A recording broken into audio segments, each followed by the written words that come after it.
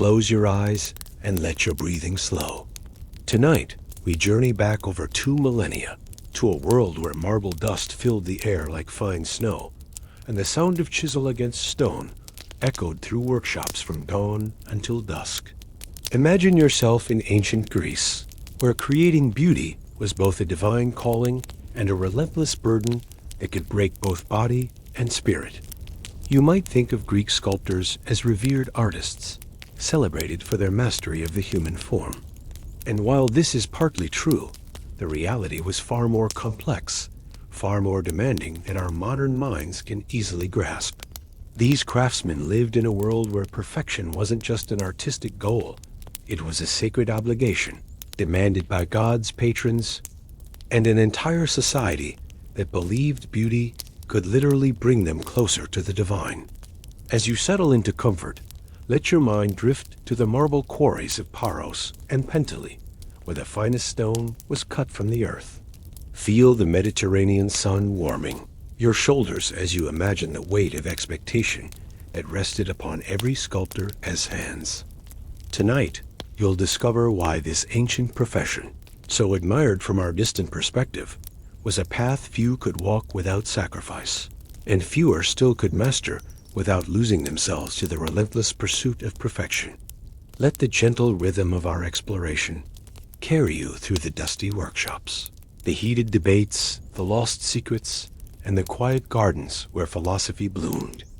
Rest easy, knowing that the struggles of these ancient artisans are safely in the past, while you drift peacefully into the realm of dreams. The morning light filters through the narrow windows of your workshop, catching the marble dust that hangs perpetually in the air like a fine mist that never settles. You've grown accustomed to the taste of it on your tongue, the way it coats your throat and makes you cough in the early hours before your lungs adjust to another day of breathing stone.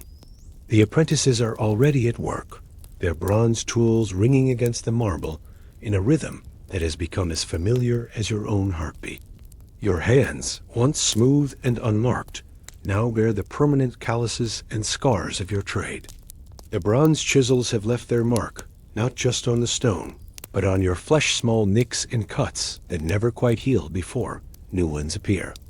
Your fingers are stained with a mixture of marble dust and the iron tools you use for the finest details, creating a patina that marks you as clearly as a brand marks livestock.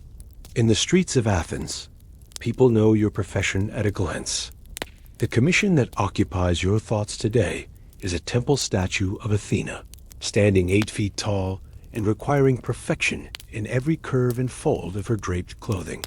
The priests of the Parthenon have been specific her face must capture both wisdom and warlike determination. Her stance must convey divine authority, and the drapery must flow as if caught in an eternal wind. Any deviation from their vision is not artistic interpretation. It is sacrilege. You run your fingers along the rough-hewn marble block, feeling for the natural grain and any hidden flaws that might reveal themselves as you work deeper into the stone. A single crack, invisible now, but growing under the stress of your chisel, could ruin months of work and leave you bankrupt. The marble itself cost more than most families earn in a year, transported from the quarries of Paros on ships that risked storms and pirates. If you fail, the loss is yours alone to bear. The financial pressure weighs as heavily as the creative demands. Your workshop employs 3 apprentices and 2 journeymen, all dependent on your ability to secure and complete commissions. The rent for this space in the Keramakos district, chosen for its access to the Agra, where wealthy patrons browse for artists, consumes nearly half of what you earn from smaller works. A single major commission like this temple statue can secure your family's comfort for a year, but failure means debt that could follow you to your grave. Your patron, a wealthy merchant named Callias, who has contracted you to create this piece for the temple, visits regularly to inspect your progress. He understands little of the technical challenges you face, but he understands perfectly the social cachet that comes from commissioning a masterpiece. His reputation in Athenian society will rise or fall with the reception of your work. This shared vulnerability creates a tension that fills every conversation, every examination of your progress. The techniques you employ have been passed down through generations of sculptors, refined and guarded as carefully as military secrets. A method of achieving the translucent quality of skin, the way light seems to penetrate the surface of the marble, requires a combination of tools and techniques that take decades to master. You begin with heavy hammers and broad chisels to remove the excess stone, gradually moving to finer tools as the form emerges. The final polishing, done with abrasives and leather, can take weeks and must be performed in specific weather conditions to achieve the desired finish. Your workshop is arranged with the precision of a temple. Each tool has its designated place. Each grade of abrasive is stored in sealed containers to prevent contamination. And the various works in progress are positioned to catch the light at different times of day. A morning light is best for roughing out the basic forms, while the softer afternoon light reveals the subtle modeling of features that distinguishes a master's work from that of a competent craftsman. The relationship between sculptor and stone is intimate and unforgiving. Marble is not clay. It can be reshaped at will. Every stroke of the chisel is permanent. The ancient saying, "I merely released the figure that was always trapped within the stone," reflects not romantic notions of artistic inspiration, but the practical reality that successful sculpture requires seeing the finished piece in the raw block and having the skill to reveal it without error. Your reputation rests not only on technical skill, but on your ability to capture the essence of the divine or heroic in human form. The Greeks believed that beauty and virtue are intimately connected, that a perfect physical form reflects a perfect spirit. When you carve the face of a god or hero, you are not simply creating a decorative object. You are making visible the divine perfection that serves as a model for human aspiration. The weight of this responsibility is constant, pressing down on your shoulders like the marble dust that settles on everything in your workshop. The social position of sculptors in Athens is complex and contradictory. While the greatest masters are celebrated and wealthy, the profession itself is considered manual labor, ranking below the purely intellectual pursuits of philosophy and rhetoric. You work with your hands, which places you among the craftsmen, rather than the citizens who participate in the democratic process through speech and thought alone. This distinction matters in a society where social status determines not just wealth, but political participation and personal dignity. The daily rhythm of your work is dictated by both the physical demands of stone carving and the practical requirements of light and weather. You rise before dawn, when the air is cool and your body fresh enough to handle the heavy work of roughing out forms. The early morning hours are precious, when your hands are steady and your eyes sharp enough to read the subtle variations in the marble's grain that will determine how the stone responds to your tools. As the sun climbs higher, the light streaming through your workshop windows reveals aspects of your work invisible in the dimmer hours.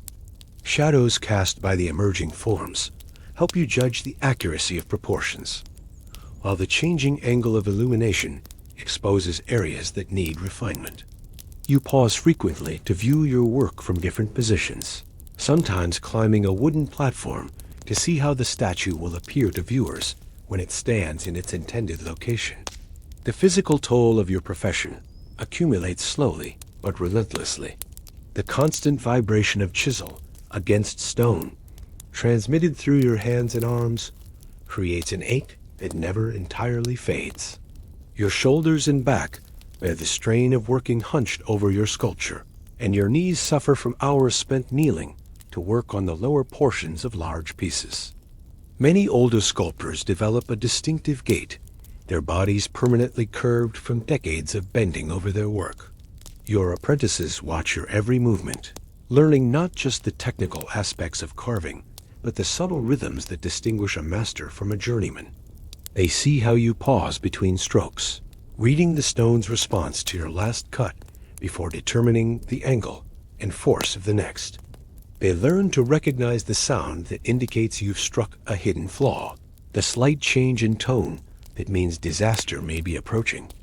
Most importantly, they learn patience, the understanding that great sculpture cannot be rushed, that each stage must be completed perfectly before moving to the next.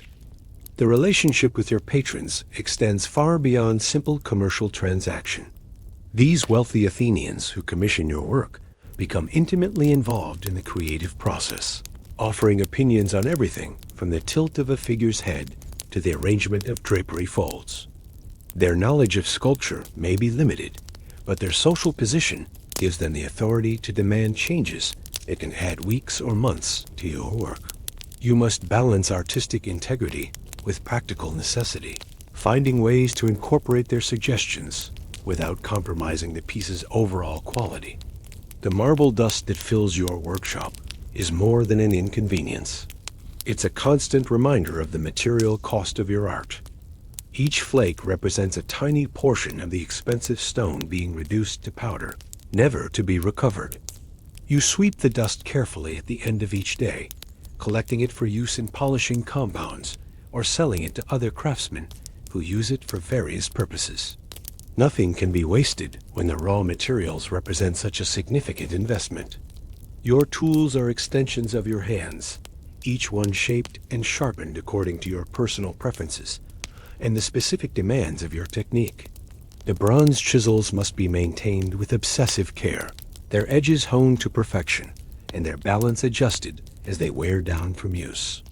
A poorly maintained tool can ruin hours of careful work in a single misplaced stroke, while a perfectly tuned chisel responds to your intentions as naturally as your own fingers.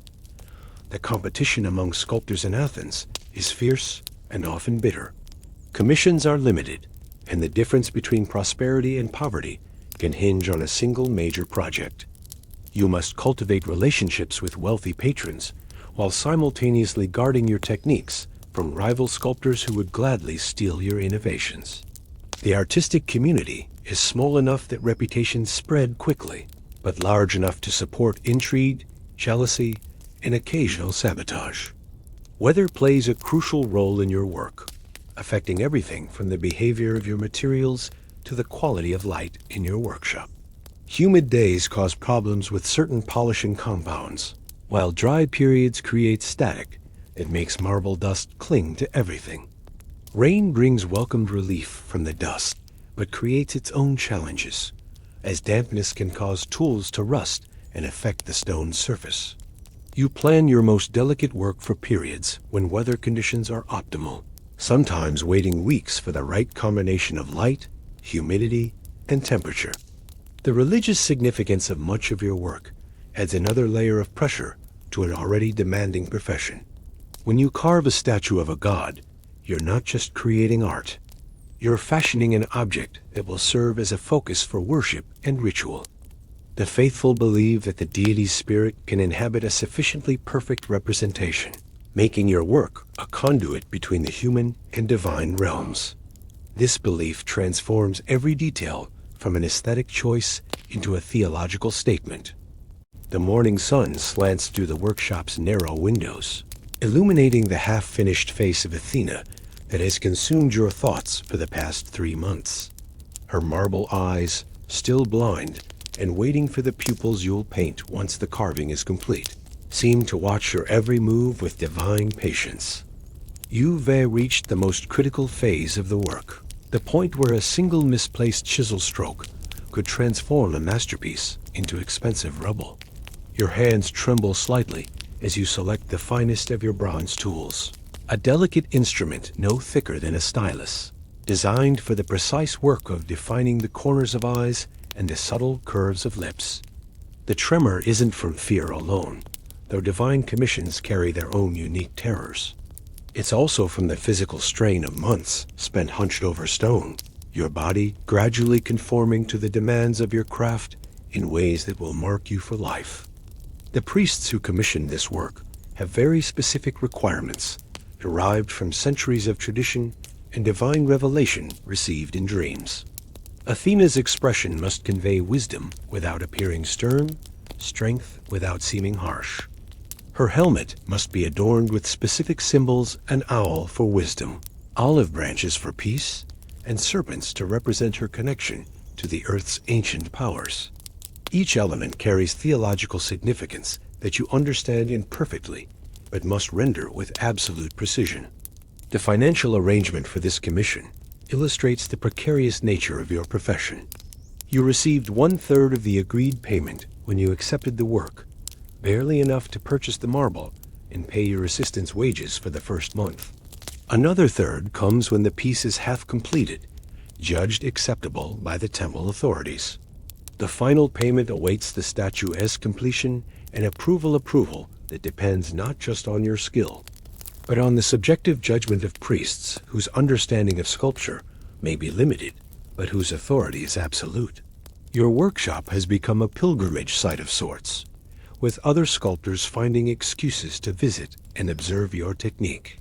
The way you achieve the translucent quality of skin, making marble appear almost luminous from within, represents advances in polishing technique that could revolutionize the craft. But you guard these secrets carefully, sharing only with your most trusted apprentices and only after extracting solemn oaths of discretion. In a profession where reputation and technique determine survival, innovation must be protected like military intelligence. The marble itself tells a story of expense and risk that few outside the trade fully appreciate. This particular block came from the quarries of Paros, famous for producing stone with an almost crystalline quality that allows light to penetrate its surface. The journey from quarry to workshop involved teams of oxen, specialized ships designed to carry stone, and the constant risk of loss to storms or pirates. The cost of transportation often exceeds the cost of the marble itself, making each piece precious beyond its artistic merit. Your apprentices move about the workshop with the careful precision of acolytes in a temple, understanding that a carelessly placed tool or a moment's inattention could destroy months of work. The youngest, barely 14, spends his days mixing polishing compounds and maintaining tools, dreaming of the day when he'll be trusted with a chisel. The eldest, nearly ready to establish his own workshop, works on the statue's base, carving the intricate patterns that will frame the main figure.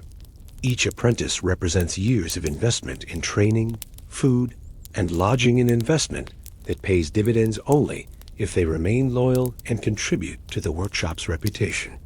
The social dynamics surrounding your work extend far beyond the immediate patron-artist relationship. Calais, the merchant who commissioned this piece, uses its progress as a topic of conversation at symposiums and public gatherings, building anticipation that will enhance his social standing when the work is revealed. His friends and rivals make pilgrimages to your workshop, ostensibly to admire the emerging masterpiece, but actually to gauge their own standing relative to Calais' cultural investment. The technical challenges of creating a life-sized statue push the boundaries of what is possible with Bronze Age tools and ancient techniques. The proportional system you employ, based on mathematical relationships derived from studying the human body, must be adjusted for the statue's eventual viewing angle and height. What appears perfectly proportioned at eye level in your workshop may seem distorted when the statue stands on its pedestal in the temple. These adjustments require not just artistic skill, but mathematical understanding that few possess. The dust from your work affects everything in your life, from the clothes you wear to the food you eat. Your wife has learned to shake out your chitin each evening, clouds of white powder billowing in the courtyard of your small house. Your children's lungs bear the burden of your profession, and you've noticed that the youngest coughs more frequently since you began this major commission. The health costs of sculpture are paid not just by the sculptor, but by his entire family. The religious obligations of your work extend beyond simply creating an accurate representation of the deity. The marble must be consecrated before carving begins, blessed by priests and purified with specific rituals. You cannot work on certain feast days, and the statue must be completed before specific religious festivals, or risk being considered ritually impure. These constraints add complexity to an already challenging schedule, forcing you to work longer hours during permitted periods to compensate for religious restrictions. Your reputation in the community of sculptors rests on this single commission more than on the dozens of smaller works you've completed over the years. Success will establish you among the master craftsmen whose names are spoken alongside the greatest artists of the age. Failure will mark you as someone who attempted to rise above his station, a cautionary tale told in workshops throughout Greece. This binary nature of artistic judgment leaves no room for partial success or qualified achievement. The physical process of carving marble requires understanding the stone as intimately as a physician understands the human body. Each type of marble has its own personality. Some cuts cleanly and predictably, while others contains hidden tensions that can cause unexpected fractures. The marble from Paros tends to be stable, but requires patience, yielding its secrets slowly to sculptors who understand how to read its grain. The marble from Penteli, used in the Parthenon, is harder and more challenging, but produces the finest details when properly worked. The relationship between your vision and the patron's expectations creates a constant tension that influences every decision. You see possibilities in the stone that Callias cannot imagine, subtle innovations in pose or expression that could advance the art of sculpture. But innovation carries risk, and religious commissions leave little room for experimentation. You must balance your artistic ambitions against the practical necessity of satisfying a patron whose approval determines your financial survival. The economic ecosystem surrounding your workshop extends throughout the city of Athens. The suppliers who provide your bronze tools depend on sculptors for much of their business. The quarry owners who extract marble have developed relationships with specific workshops, offering better prices and priority selection to craftsmen with established reputations. The merchants who transport stone from island quarries to mainland workshops have become informal critics, their opinions on artistic merit carrying weight in commercial decisions. The seasonal nature of sculpture work creates feast or famine cycles that test the resilience of even successful workshops. Winter months bring fewer commissions as patrons turn their attention to indoor entertainments and religious festivals that do and require new statuary. The wise sculptor uses productive seasons to build reserves of both money and partially completed works that can be finished during slower periods. Your workshop's storeroom contains several roughed out pieces waiting for commissions or inspiration to guide their completion. As the afternoon light shifts across Athena's emerging features, you pause to consider the weight of expectation that rests on your shoulders.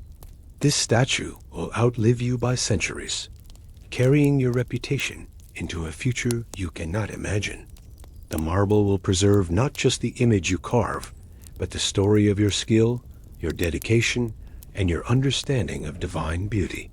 In a world where most lives leave no permanent mark, sculpture offers a form of immortality, but only to those skilled and fortunate enough to achieve perfection in stone. A crisis arrives on a morning when the light seems perfect and your hands feel steady. You're working on the delicate modeling of Athena's left hand, the one that will hold the sacred olive branch. When you hear it, a sound like a whisper, barely audible, but unmistakably the voice of disaster. A hairline crack has appeared in the marble, running from the wrist toward the palm, threatening to split the hand entirely if it continues to propagate under the stress of further carving. Your breath catches in your throat as you set down your tools with hands that suddenly tremble.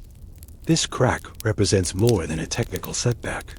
It is a potential catastrophe that could destroy not just months of work, but your entire future as a sculptor. The marble block cost more than your family's house, and replacing it would require borrowing money at rates that could keep you in debt for the rest of your life. Worse still, the religious significance of the commission means that a flawed statue cannot simply be repaired. It must be perfect, or it cannot serve as a dwelling place for the goddess. You call for your eldest apprentice, Nicias, whose sharp eyes might detect details you've missed in your initial shock.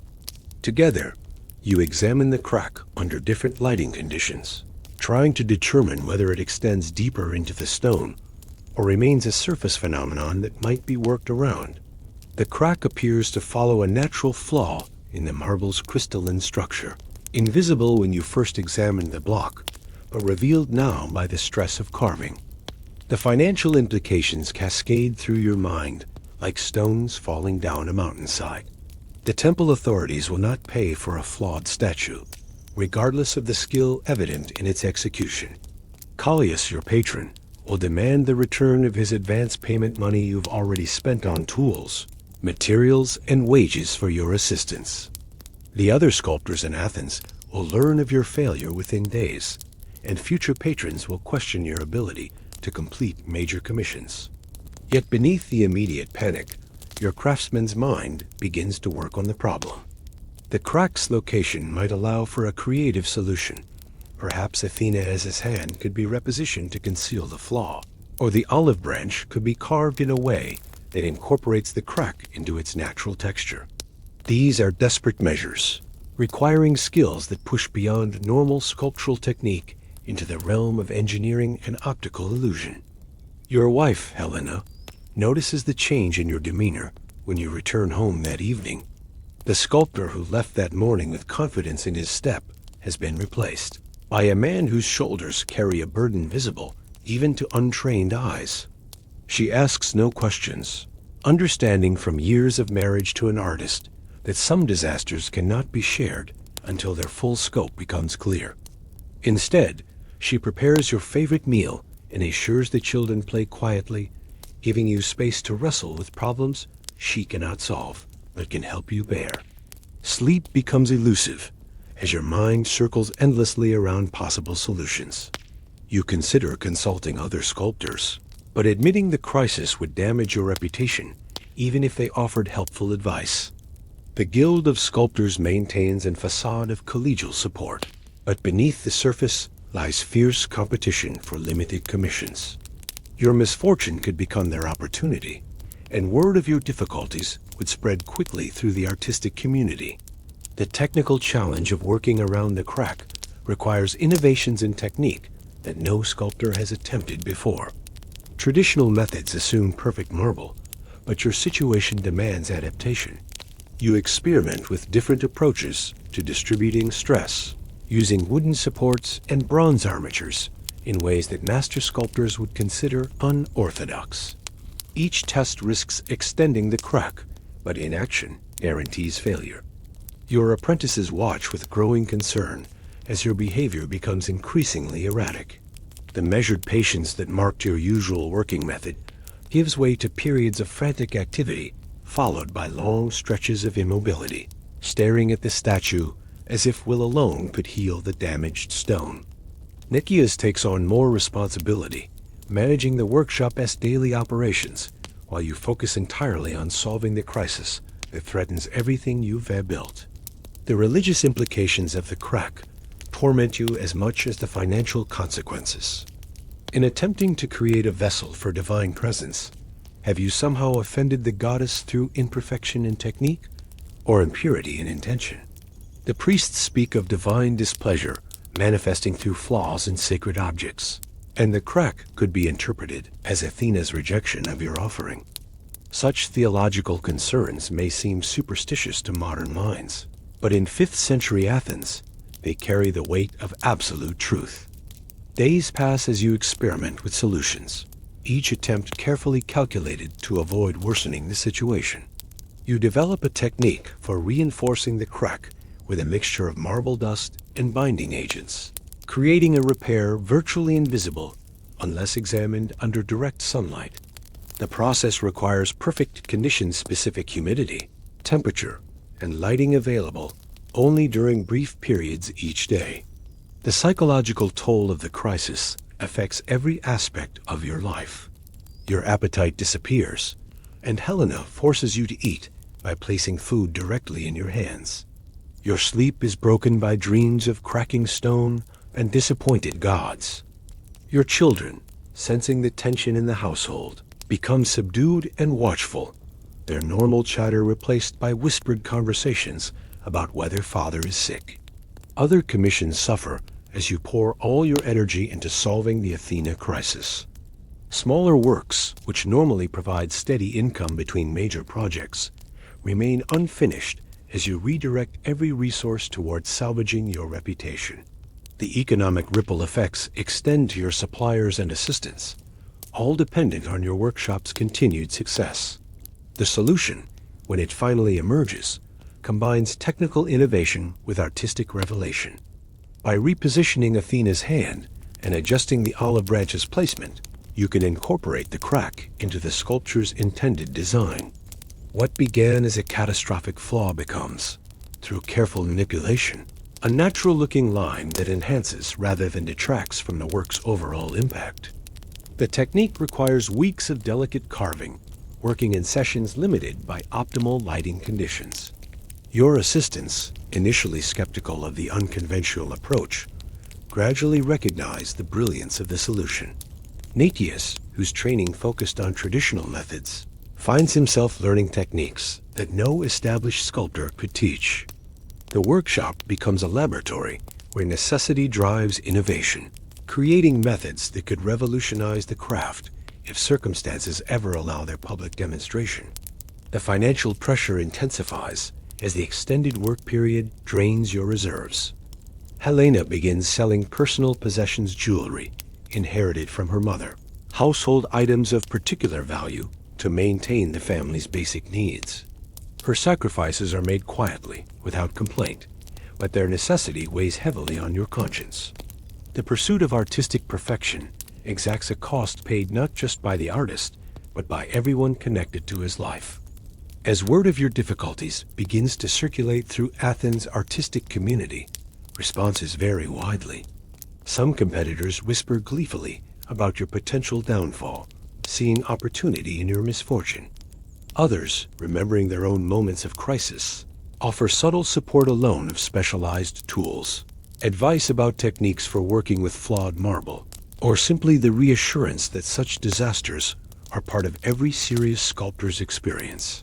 The temple authorities, growing impatient with delays in delivery, send representatives to inspect your progress. These visits become exercises in careful presentation, showing enough completed work to maintain confidence while concealing the ongoing crisis.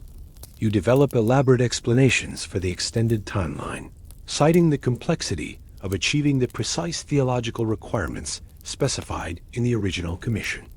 Your patron, Callias, becomes increasingly nervous as the project's extended timeline threatens his planned public unveiling. The social capital he expected to gain from commissioning a masterpiece depends on delivering the work at the promised time.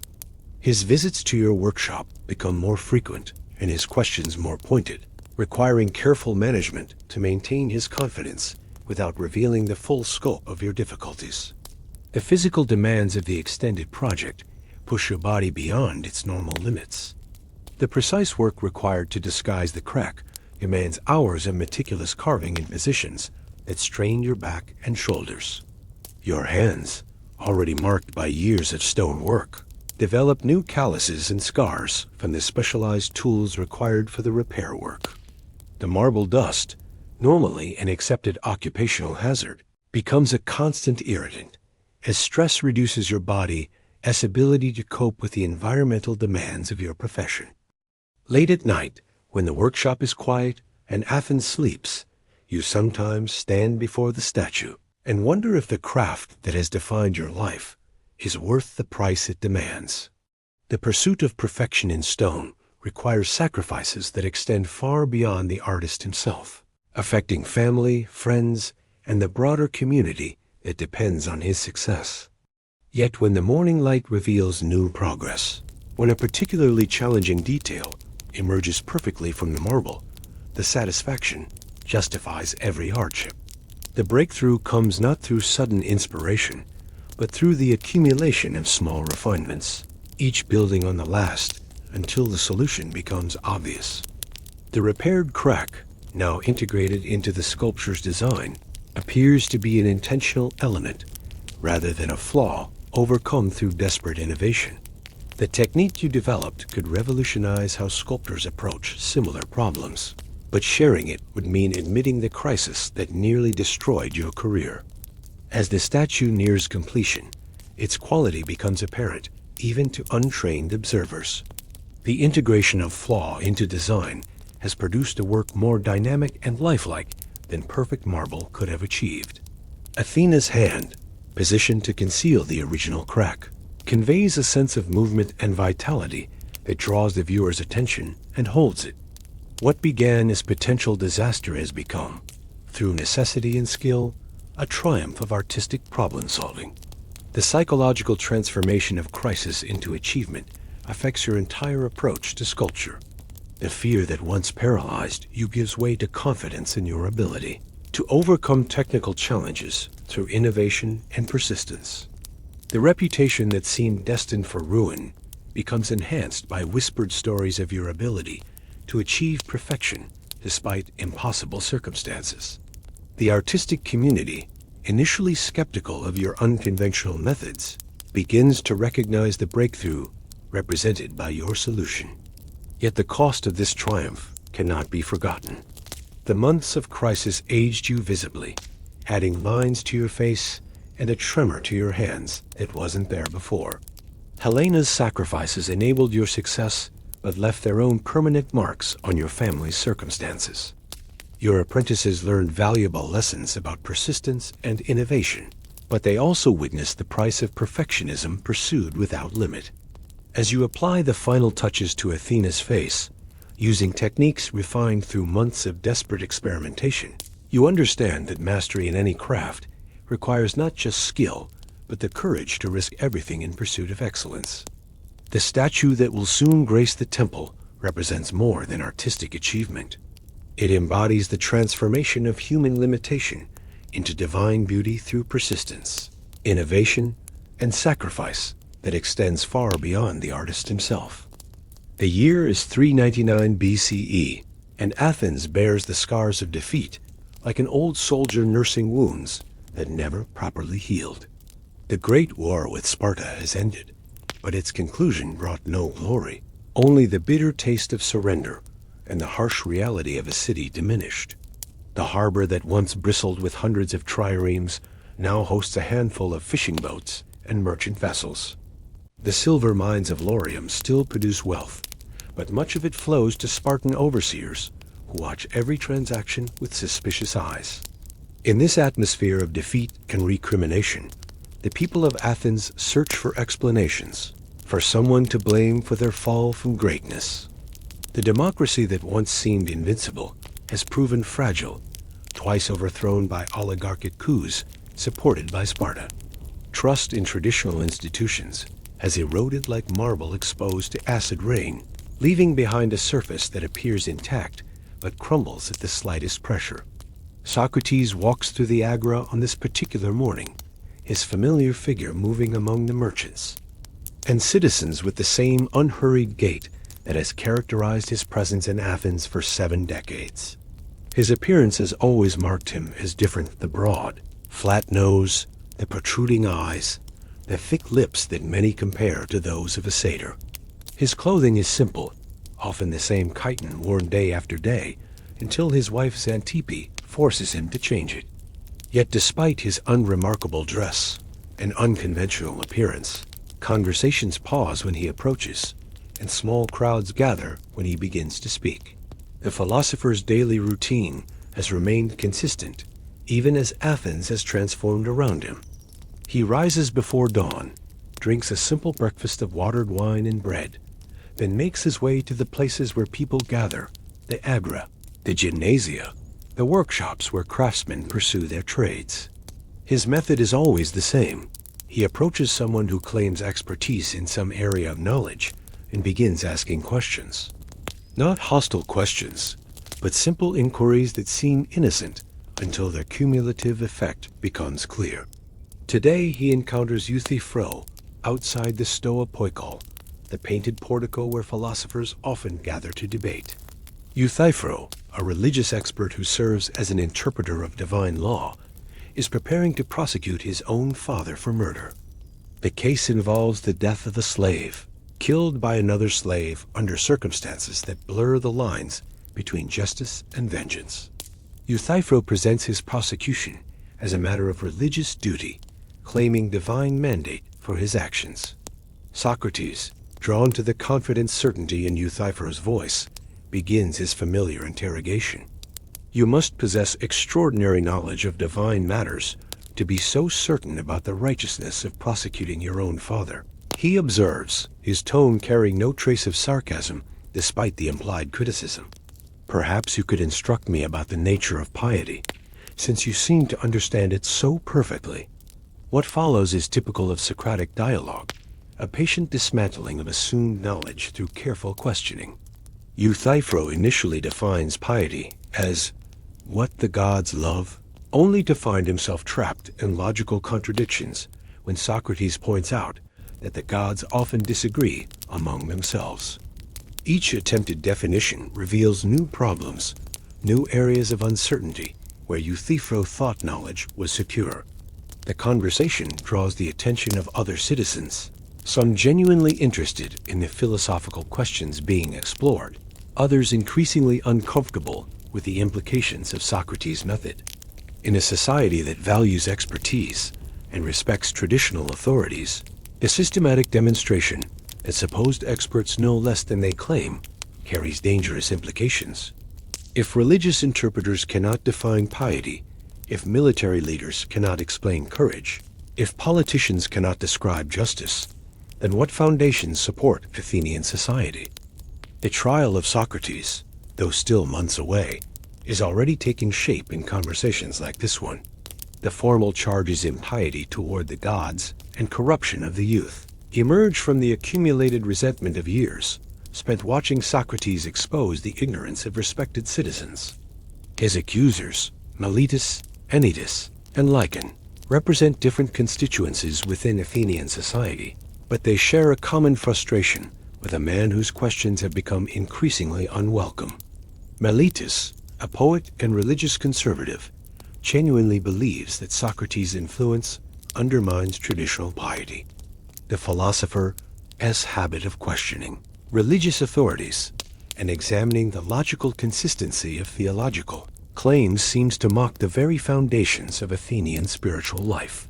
In a city already suffering divine displeasure, evidenced by military defeat and political instability, such questioning appears not just irreverent, but actively dangerous. Anytus represents the political establishment, men who have guided Athens through decades of war and peace, prosperity and hardship.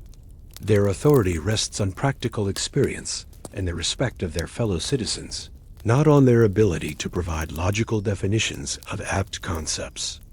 Socrates' method reduces their hard-won expertise to mere opinion, stripping away the dignity that makes democratic leadership possible.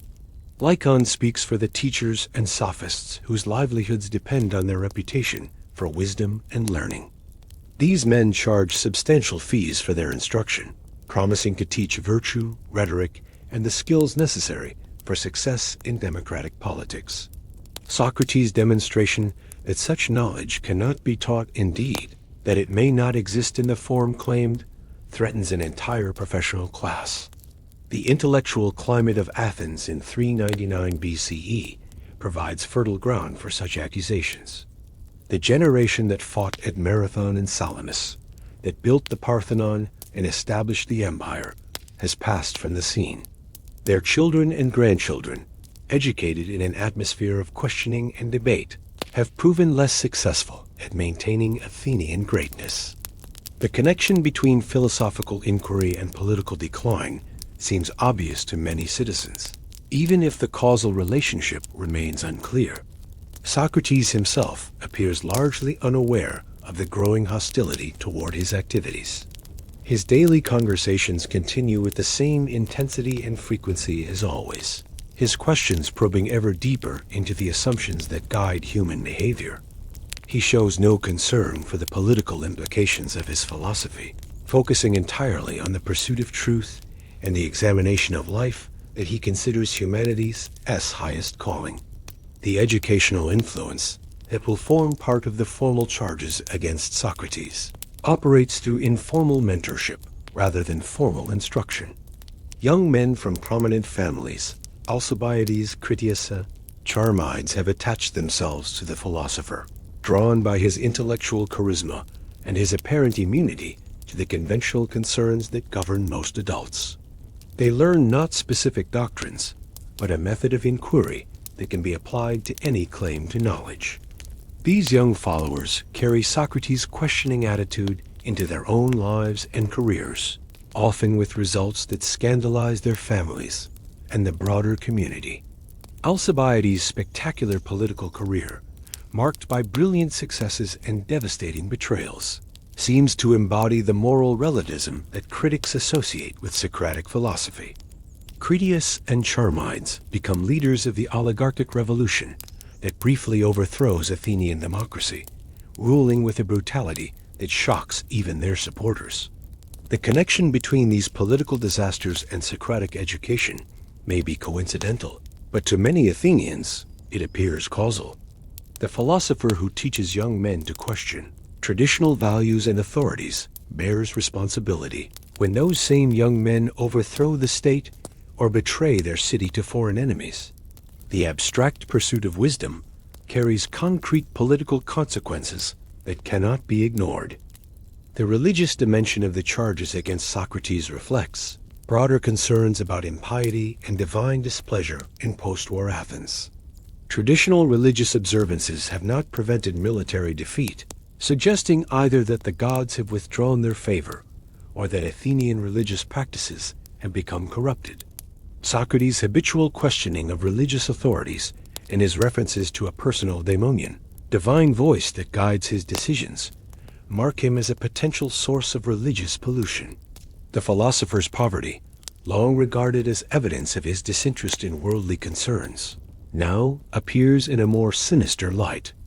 His refusal to charge fees for his teaching, once proof of his philosophical purity, now suggests something more dangerous: a man whose influence cannot be controlled through economic pressure, whose loyalty cannot be purchased, whose allegiances remain mysterious. In a society where wealth and political influence are closely connected, Socrates' independence appears threatening rather than admirable. The daily rhythm of Athenian life provides countless opportunities for the kind of encounters that build resentment against Socrates. In the gymnasia, where young men exercise and older citizens discuss politics, his questions disrupt comfortable assumptions about virtue and knowledge. In the workshops, where craftsmen pursue their trades, his inquiries reveal the gap between practical skill and theoretical understanding. In the law courts, where citizens argue cases and juries render verdicts, his analysis exposes the logical weaknesses in arguments that seemed compelling. Each of these encounters might seem harmless in isolation, but their cumulative effect creates a pattern of disruption that many find intolerable. The philosopher who claims to know nothing except his own ignorance nevertheless manages to demonstrate that others know less than they believed. His humility becomes a form of aggression, his ignorance a weapon used against those who claim expertise.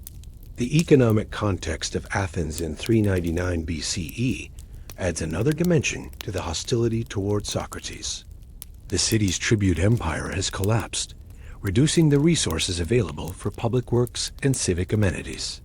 Competition for remaining opportunities intensifies, making the disruption of established hierarchies more threatening than it might have been during periods of prosperity. The philosopher whose questions undermine traditional authorities appears to threaten not just intellectual comfort, but material security. The preliminary discussions that will eventually lead to formal charges against Socrates take place in settings throughout Athens' private homes, public gatherings, religious festivals. The accusations emerge gradually from conversations about the city's problems and the search for their causes. Socrates becomes a convenient scapegoat for disappointments and failures that have complex, impersonal origins but require personal targets for resolution. As winter approaches and the legal calendar prepares for the trials that will occupy the coming year, the forces gathering against Socrates gain momentum and coordination. What began as scattered complaints and individual grievances develops into a coordinated, prosecution supported by influential citizens from multiple sectors of Athenian society. The philosopher who spent decades asking questions will soon be required to answer them, defending not just his actions, but his entire way of life before a jury of his fellow citizens. The legal machinery of Athens moves with deliberate precision, each step in the prosecution of Socrates, following procedures established over generations of democratic practice. The preliminary hearing, held in the archon's office during the bitter cold of early winter, brings together the three accusers and their target in a formal setting for the first time. The room is small and cramped, heated by a single brazier that struggles against the stone walls and marble floors that seem to absorb warmth like a sponge absorbs water. Miletus, the youngest of the accusers, reads the formal charges in a voice that trembles slightly with nervousness or cold. The papyrus scroll crackles as he unrolls it, the sound unusually loud in the confined space. Socrates is guilty of corrupting the young and of not believing in the gods in whom the city believes, but in other new spiritual beings. The words, carefully crafted over weeks of discussion and revision, carry the weight of legal precedent and the accumulated frustration of years. The specific wording of the charges reflects the complexity of prosecuting a man whose primary activity, asking questions, appears harmless on its surface. They cannot accuse him of overthrowing the government because he has never held office or participated in political conspiracies. Instead, they must focus on the indirect effects of his influence, the way his questioning undermines the foundations of social order. Socrates listens to the charges with apparent calm, his face betraying neither surprise nor concern. He has spent his entire adult life preparing for this moment, though perhaps not consciously. Every conversation in which he demonstrated the ignorance of supposed experts, every dialogue that revealed the contradictions in conventional wisdom, has contributed to this confrontation. The trial represents not just a legal proceeding, but a referendum on the value of philosophical inquiry itself. The preliminary hearing serves primarily administrative functions, establishing the formal charges, setting the date for trial, and ensuring that proper procedures are followed. Yet the dynamic between accusers and accused already reveals the fundamental tensions that will shape the trial. Miletus, speaking for religious orthodoxy, appears increasingly uncomfortable under Socrates' gentle but persistent questioning about the nature of his beliefs. The philosopher's habit of turning every accusation into a philosophical inquiry proves difficult to resist, even in formal legal settings. The legal system that will judge Socrates represents both the glory and the potential tyranny of Athenian democracy. The jury of 501 men, selected by lot from the citizen body, will make their decision based on speeches delivered by both sides in a single day. No professional judges guide the proceedings. No appeals process corrects mistakes. No legal precedents constrain the jury's verdict. The same democratic principles that created the golden age of Athens will determine whether its most famous philosopher lives or dies. The months between the preliminary hearing and the trial allow rumors and speculation to circulate throughout the city. The marketplace buzzes with discussions of the case, citizens taking sides based on their personal experiences with Socrates or their broader political allegiances. The philosopher's supporters, primarily young men from aristocratic families, argue that the charges represent an attack on intellectual freedom. His critics, drawn from various social classes, see the trial as an opportunity to address broader concerns about social stability and traditional values. Socrates himself seems remarkably unconcerned about the practical aspects of his legal defense. He shows little interest in the rhetorical strategies that typically determine the outcome of Athenian trials, refusing to hire professional speech writers or to craft emotional appeals designed to win jury sympathy.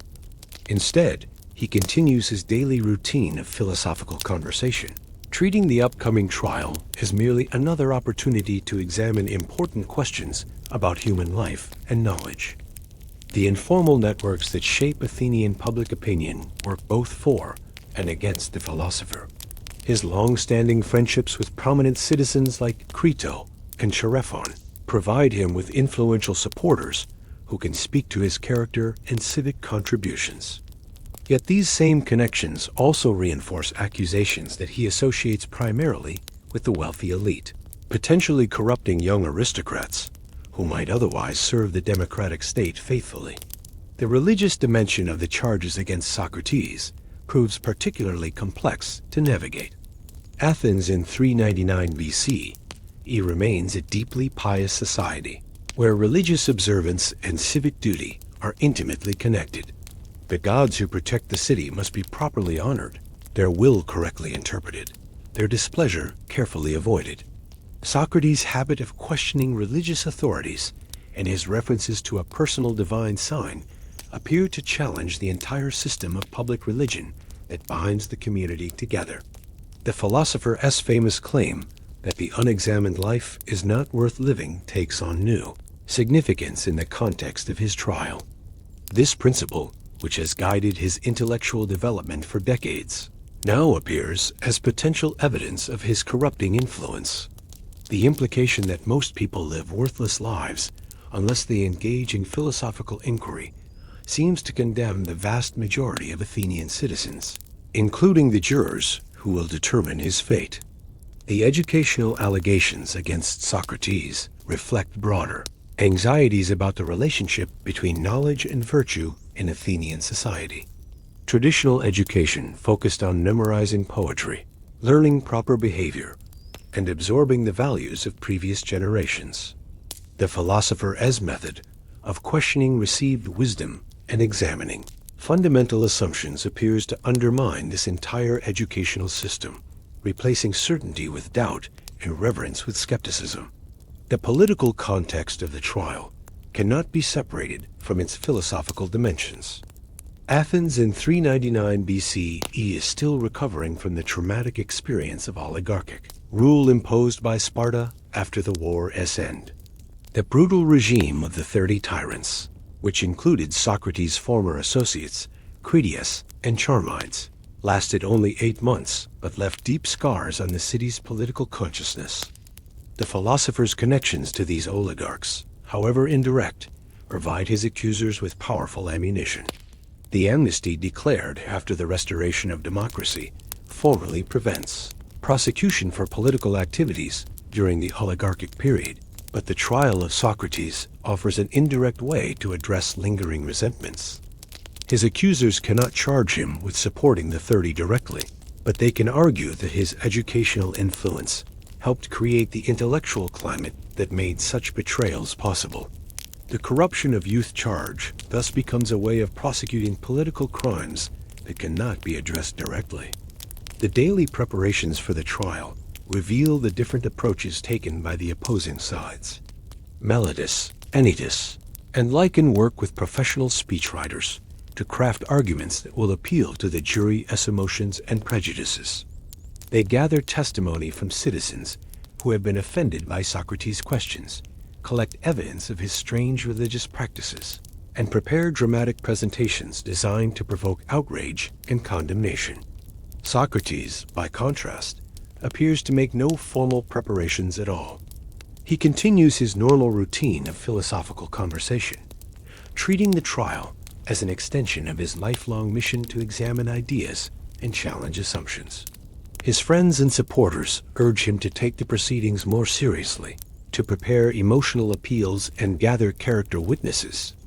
But he seems constitutionally incapable of adopting the theatrical approach that Athenian legal practice demands. The cultural significance of the trial extends far beyond the fate of a single philosopher. Athens in 399 BC, he stands at a crossroads between the intellectual innovations of the previous century and the traditional values that provided stability in earlier times. The prosecution of Socrates represents an attempt to resolve this tension by silencing the most prominent, representative of the questioning spirit that many blame for the city's recent troubles. The economic implications of the case also deserve consideration. The fees charged by sophists and other professional teachers create a market for wisdom that Socrates' free instruction appears to undermine.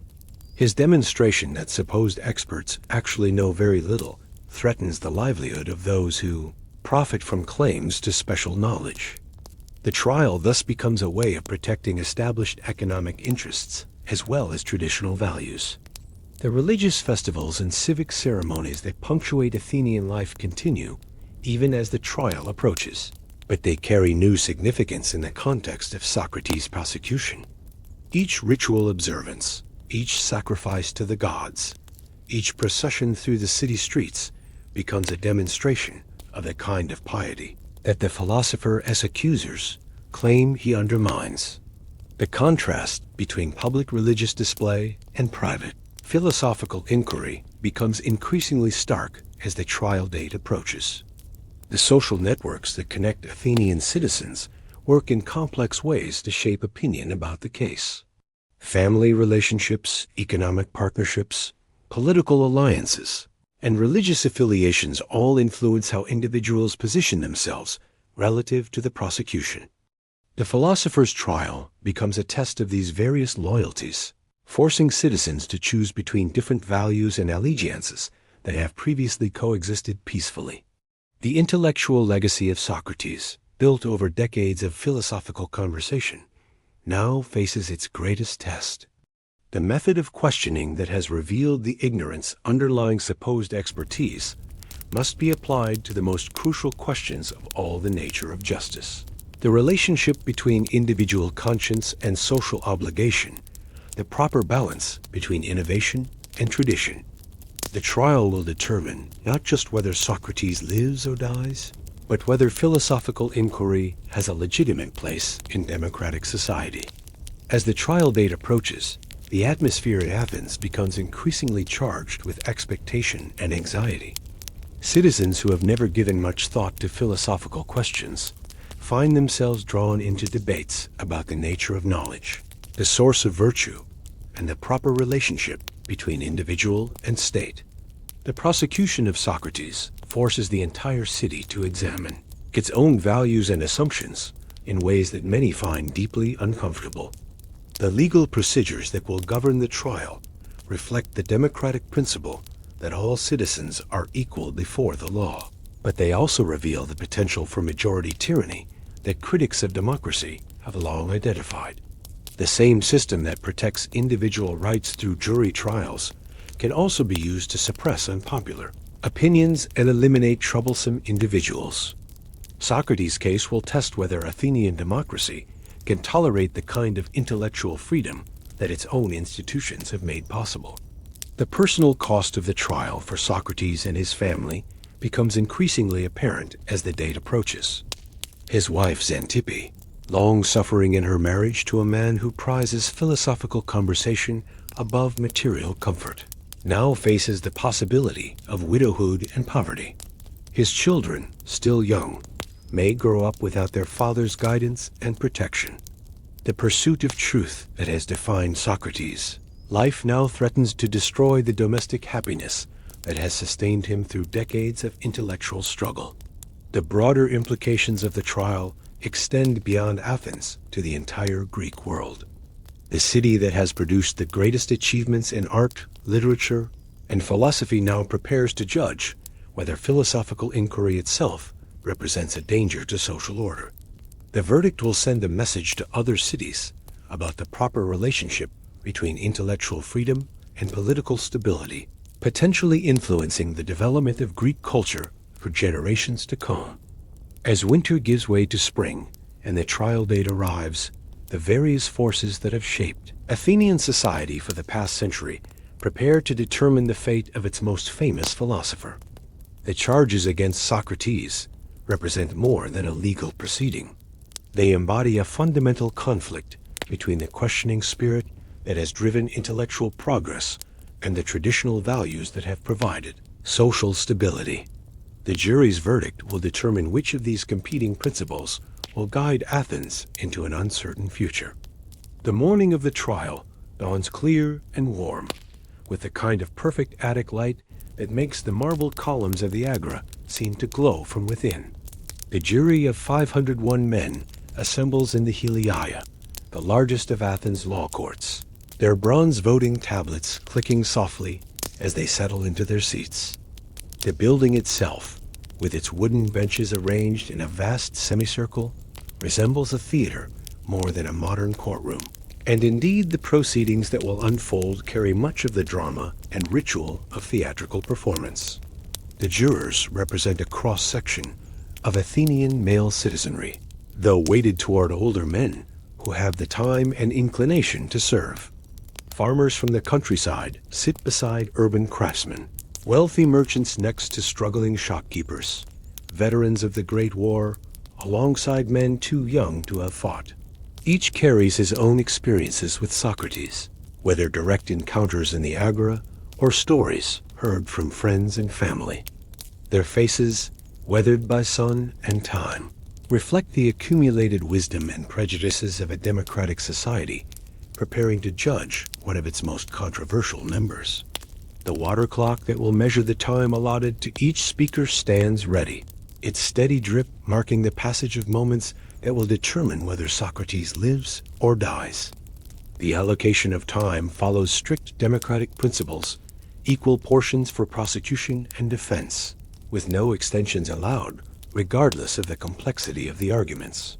This mechanical precision contrasts sharply with the messy human realities that have brought this case to trial, reducing decades of philosophical controversy to a few hours of formal speeches. Miletus rises to deliver the prosecution's opening argument, his youth and nervousness evident in the way his voice occasionally cracks under the strain of addressing such a large audience. The speech he delivers has been carefully crafted by professional rhetoricians, designed to appeal to the jury's emotions and prejudices rather than to engage with the philosophical questions that Socrates considers central to the case. He speaks of corrupted youth, of divine displeasure, of the need to protect Athenian values from those who would undermine them, through clever arguments and sophisticated reasoning. The young prosecutor's presentation follows the standard pattern of Athenian legal rhetoric, beginning with attacks on his opponent's character and proceeding through specific GATION supported by witness testimony. He calls attention to Socrates' strange appearance, his poverty, his associations with questionable political figures, and his habit of making others appear foolish through his relentless questioning. Each point is designed to distance the philosopher from the jury, to make him appear as an outsider whose loyalty to Athens cannot be trusted. The witnesses who support the prosecution tell stories that have become familiar through months of public discussion. They speak of young men led astray by Socratic questioning, of traditional religious beliefs mocked and undermined, of social harmony disrupted by inappropriate inquiries into matters that should be accepted on faith. Their testimony creates a portrait of Socrates as a dangerous influence whose intellectual activities threaten the very foundations of Athenian society. Anytus, the most politically powerful of the accusers, delivers the prosecution's most damaging arguments. His speech focuses on the practical consequences of Socratic education, pointing to the careers of Alcibiades, Critias, and other former associates who have betrayed Athens or participated in oligarchic conspiracies. While the amnesty prevents direct prosecution for political crimes, Anytus skillfully implies that Socrates bears moral responsibility for the actions of those he influenced. The argument resonates with jurors who have lived through the traumatic experience of civil war and foreign occupation. The prosecution's case builds to an emotional climax as Lycan describes the corruption of Athenian youth through exposure to Socratic philosophy. He argues that the philosopher's method of questioning traditional authorities has created a generation of young men who respect nothing, believe in nothing, and care only for their own intellectual satisfaction. These youth, stripped of reverence for gods and ancestors, pose a fundamental threat to the continuity of Athenian civilization. When Socrates rises to respond, the contrast with his accusers becomes immediately apparent. He carries no prepared text, employs no dramatic gestures, makes no appeal to the jury's emotions. Instead, he begins with his characteristic profession of ignorance, claiming to know nothing about the art of legal rhetoric that his accusers have displayed so skillfully. This opening, which might seem like false modesty, actually represents a fundamental challenge to the entire proceeding, an assertion that truth cannot be determined through rhetorical competition, but only through careful examination of ideas. The philosopher's defense strategy, if it can be called a strategy, consists primarily of doing what he has always done, asking questions. He turns the accusations back on his accusers, probing the logical consistency of their arguments and exposing the assumptions underlying their claims.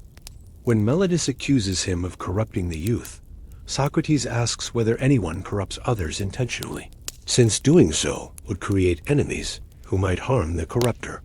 The question seems simple, almost trivial, but it undermines the entire foundation of the charge by suggesting that intentional corruption is irrational. The religious charges prove more complex to address, partly because Socrates' own religious beliefs are genuinely unconventional. He speaks of his daemonion, the divine sign that warns him away from certain actions, describing it as a voice that comes to him from childhood and has never led him astray. This personal relationship with divinity differs markedly from the public religious practices that bind the Athenian community together, and the jury listens with evident discomfort to descriptions of private divine communication. Rather than denying the religious charges, Socrates attempts to reframe them by arguing that his philosophical mission itself represents a form of religious service. He tells the story of the Delphic oracle's pronouncement that no one is wiser than Socrates, and how this led him to examine the knowledge claims of various supposed experts. His discovery that these experts know less than they claim becomes, in his interpretation, a divine mandate to continue questioning and examining, making his philosophical activity a form of religious duty. The defense speech reveals the fundamental incompatibility between Socratic philosophy and the assumptions underlying Athenian legal practice. The jury expects emotional appeals, character witnesses, and dramatic demonstrations of civic virtue. Instead, they receive a philosophical lecture on the nature of knowledge, the importance of intellectual humility, and the value of examining one's beliefs. Socrates treats the trial as an opportunity for education rather than persuasion, maintaining his role as teacher even when his life depends on his ability to convince. The philosopher's discussion of death during his defense speech demonstrates his commitment to philosophical consistency, even in extremis. He argues that death is either a dreamless sleep or a journey to another world where he can continue his questioning among the great figures of the past. Neither possibility appears preferable to abandoning the philosophical life that has given his existence meaning and purpose. This calm acceptance of mortality contrasts sharply with the desperate self-preservation that jurors expect from defendants in capital cases. As the defense speech continues, it becomes clear that Socrates is not really trying to win acquittal in any conventional sense. Instead, he is using the trial as a platform to defend the philosophical life itself, to argue for the value of intellectual inquiry, even when that inquiry proves unpopular or dangerous. His speech becomes less a legal defense than a philosophical manifesto, a final statement of principles that he considers more important than life itself. The voting process follows ancient Athenian tradition, with each juror casting a bronze ballot into one of two urns, one for conviction, one for acquittal. The ballots are identical, except for the size of their central holes, allowing for secret voting while maintaining the democratic principle that all citizens participate equally in the administration of justice. The process takes time, 501 men filing past the urns in a ritual that embodies both the dignity and the potential tyranny of democratic decision-making. The count, when it comes, reveals the narrowness of the decision. 280 votes for conviction, 221 for acquittal. The margin is smaller than many expected, suggesting that Socrates' philosophical defense influenced more jurors than his supporters dared hope. Yet the verdict itself is unambiguous. The philosopher stands convicted of impiety and corruption of youth, facing the penalties that Athenian law prescribes for such crimes. The penalty phase of the trial follows immediately, with both sides proposing punishments for the jury to consider. The prosecution demands death, arguing that Socrates' crimes are too serious to permit any lesser penalty. They emphasize the danger he poses to social order and the necessity of sending a clear message about the consequences of undermining traditional values. Their argument follows standard legal practice, escalating the emotional tone to ensure that the jury's anger translates into severe punishment. Socrates' response to the penalty phase proves even more provocative than his main defense. Rather than proposing exile or a substantial fine that might satisfy the jury's desire for punishment, he suggests that Athens should provide him with free meals for life as a public benefactor like the victorious athletes who bring glory to the city. This proposal, delivered with apparent seriousness, seems designed to provoke rather than placate the jurors who have just convicted him. The philosopher's friends, recognizing the danger of his provocative approach, eventually convince him to propose a fine of 30 minae, a substantial sum that they guarantee to pay. This more conventional penalty offer comes too late to undo the damage of his earlier remarks, which have convinced many jurors that he remains unrepentant and continues to mock the court that holds his life in its hands. The final vote on penalty produces a larger margin for death than the original conviction vote, suggesting that some jurors who initially favored acquittal have been alienated by Socrates' behavior during the penalty phase. The water clock marks the end of the proceeding as the jury renders its final verdict, death by poison, to be administered at the state's convenience. The immediate aftermath of the trial reveals the complex emotions that the case has generated throughout Athens. Socrates' supporters, devastated by the outcome, begin planning appeals and escape attempts that the philosopher will ultimately reject. His opponents, while satisfied with the verdict, show little celebration, perhaps recognizing that they have created a martyr whose influence may prove more dangerous in death than it was in life. The legal proceedings conclude with the traditional formalities, but their broader implications will reverberate through Athenian society for generations. The trial has forced the city to confront fundamental questions about the relationship between individual conscience and social responsibility, between intellectual freedom and political stability, between the pursuit of truth and the maintenance of order. The answers provided by the jury as verdict will shape not only Socrates' fate, but the future direction of Athenian culture. As the crowds disperse from the Heliaia and the philosopher is led away to await execution, the questions he has spent his life asking take on new urgency. Has Athens chosen wisdom or folly? Has it protected its values or betrayed them? Has it silenced a dangerous voice or martyred a prophet? These questions, like all the important questions that Socrates posed during his life, admit of no easy answers, requiring the kind of careful examination that his trial has just declared dangerous to the state. The spring afternoon light that streams through the court's windows begins to fade as the legal machinery of Athens completes its work. The same democratic institutions that created the golden age of Athenian civilization have now condemned its most famous philosopher to death. The trial of Socrates stands as both a testament to the power of democratic justice and a warning about its potential for tragic error, a paradox that would have delighted the man whose life it has just ended. In the quiet that follows the verdict, as Athens prepares to return to its normal rhythms of commerce and politics, the deeper questions raised by the trial remain unresolved. The tension between philosophical inquiry and social stability, between individual conscience and collective wisdom, between the pursuit of truth and the maintenance of peace, will continue to challenge democratic societies long after Socrates has drunk the hemlock and passed into legend. His trial, intended to resolve these tensions, has instead given them permanent form, ensuring that future generations will wrestle with the same fundamental questions about the proper relationship between the philosopher and the state. The morning sun has barely crested the hills surrounding Athens when you, a sculptor in the workshop of the great Phidias, begin your day. The year is 440 BCE, and the city is alive with the ambitious building projects that will define the golden age of Pericles. Yet as you light your oil lamp and prepare your tools, the weight of your circumstances presses down upon you like the marble blocks that will soon consume your day. Your hands, already bearing the permanent stains of your trade, tremble slightly as you measure the precious pigments that will soon disappear into stone dust. Not from fear of the work ahead. You have been carving stone for 15 years, since you were barely more than a child, but from the constant anxiety that has become your companion.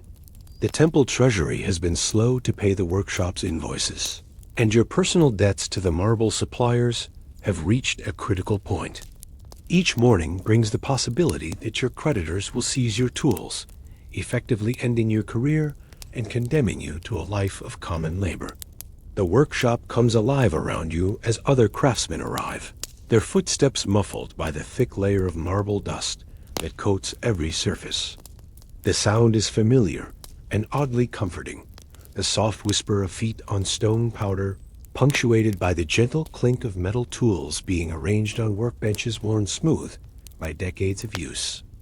Apprentices, some no older than 12, begin their daily ritual of preparing the workspace, their young lungs already adapting to the dust-laden air that will eventually mark them all. With the characteristic pallor of their profession, you examine the block of Pentelic marble that has been assigned to you, a piece destined to become part of the frieze decorating the new temple to Athena. The stone seems to glow with its own inner light, the fine-grained surface promising to hold even the most delicate details. Yet this beauty comes at a cost that weighs heavily on your mind. This single block represents more money than a common laborer might earn in 2 years, and any mistake in its carving could result in its loss being deducted from your already meager wages. The pressure begins even before you lift your chisel.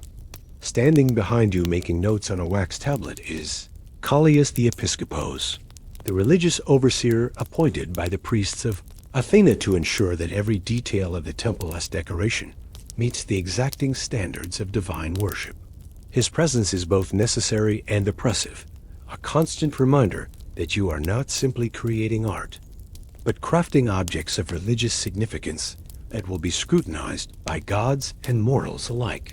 The goddess's drapery must flow like water, Callias intones, his voice carrying the authority of divine mandate. Remember that the faithful will study every fold, every shadow, seeking signs of the goddess's favor or displeasure. Your work here is not mere decoration. It is a conduit between the mortal and divine realms. You nod, understanding all too well the implications of his words.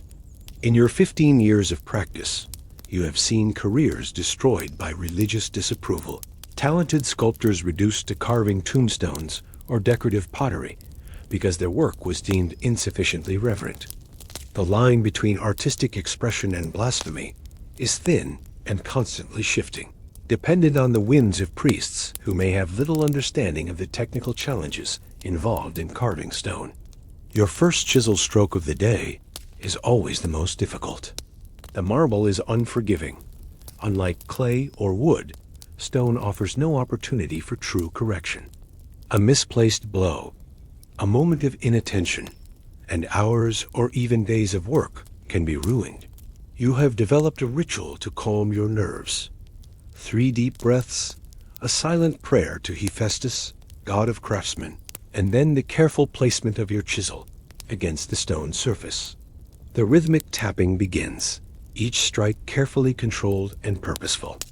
The marble responds with tiny white chips that fall like snow around your feet, each fragment representing an irreversible step toward either success or failure. The sound of your work joins the symphony of the workshop, dozens of chisels working in different rhythms, creating a percussion that has become the soundtrack of your life. As the morning progresses, the dust begins to accumulate in the air, creating the familiar haze that will thicken throughout the day. You feel it settling in your throat, coating your lungs with the fine particles that every sculptor knows will eventually exact their toll. The master sculptors, men in their 50s and 60s, often suffer from a persistent cough that marks them as clearly as their stained hands. Some whisper that it is the price of working so closely with the divine, that the gods require this sacrifice of mortal flesh in exchange for the privilege of creating lasting beauty. Your concentration is broken by the arrival of a messenger from the temple treasury. The man's expression is stern, and the scroll he carries bears the official seal that every craftsman has learned to dread. He approaches the workshop's foreman and speaks in low, urgent tones. You cannot hear the words, but their meaning becomes clear as the foreman's face darkens with concern. The treasury is demanding an accounting, the foreman announces to the assembled workers. They question whether our progress justifies the marble and wages already advanced. Each of you must be prepared to demonstrate your productivity or face reduction in your stipend. The announcement sends a ripple of anxiety through the workshop. You calculate quickly in your mind.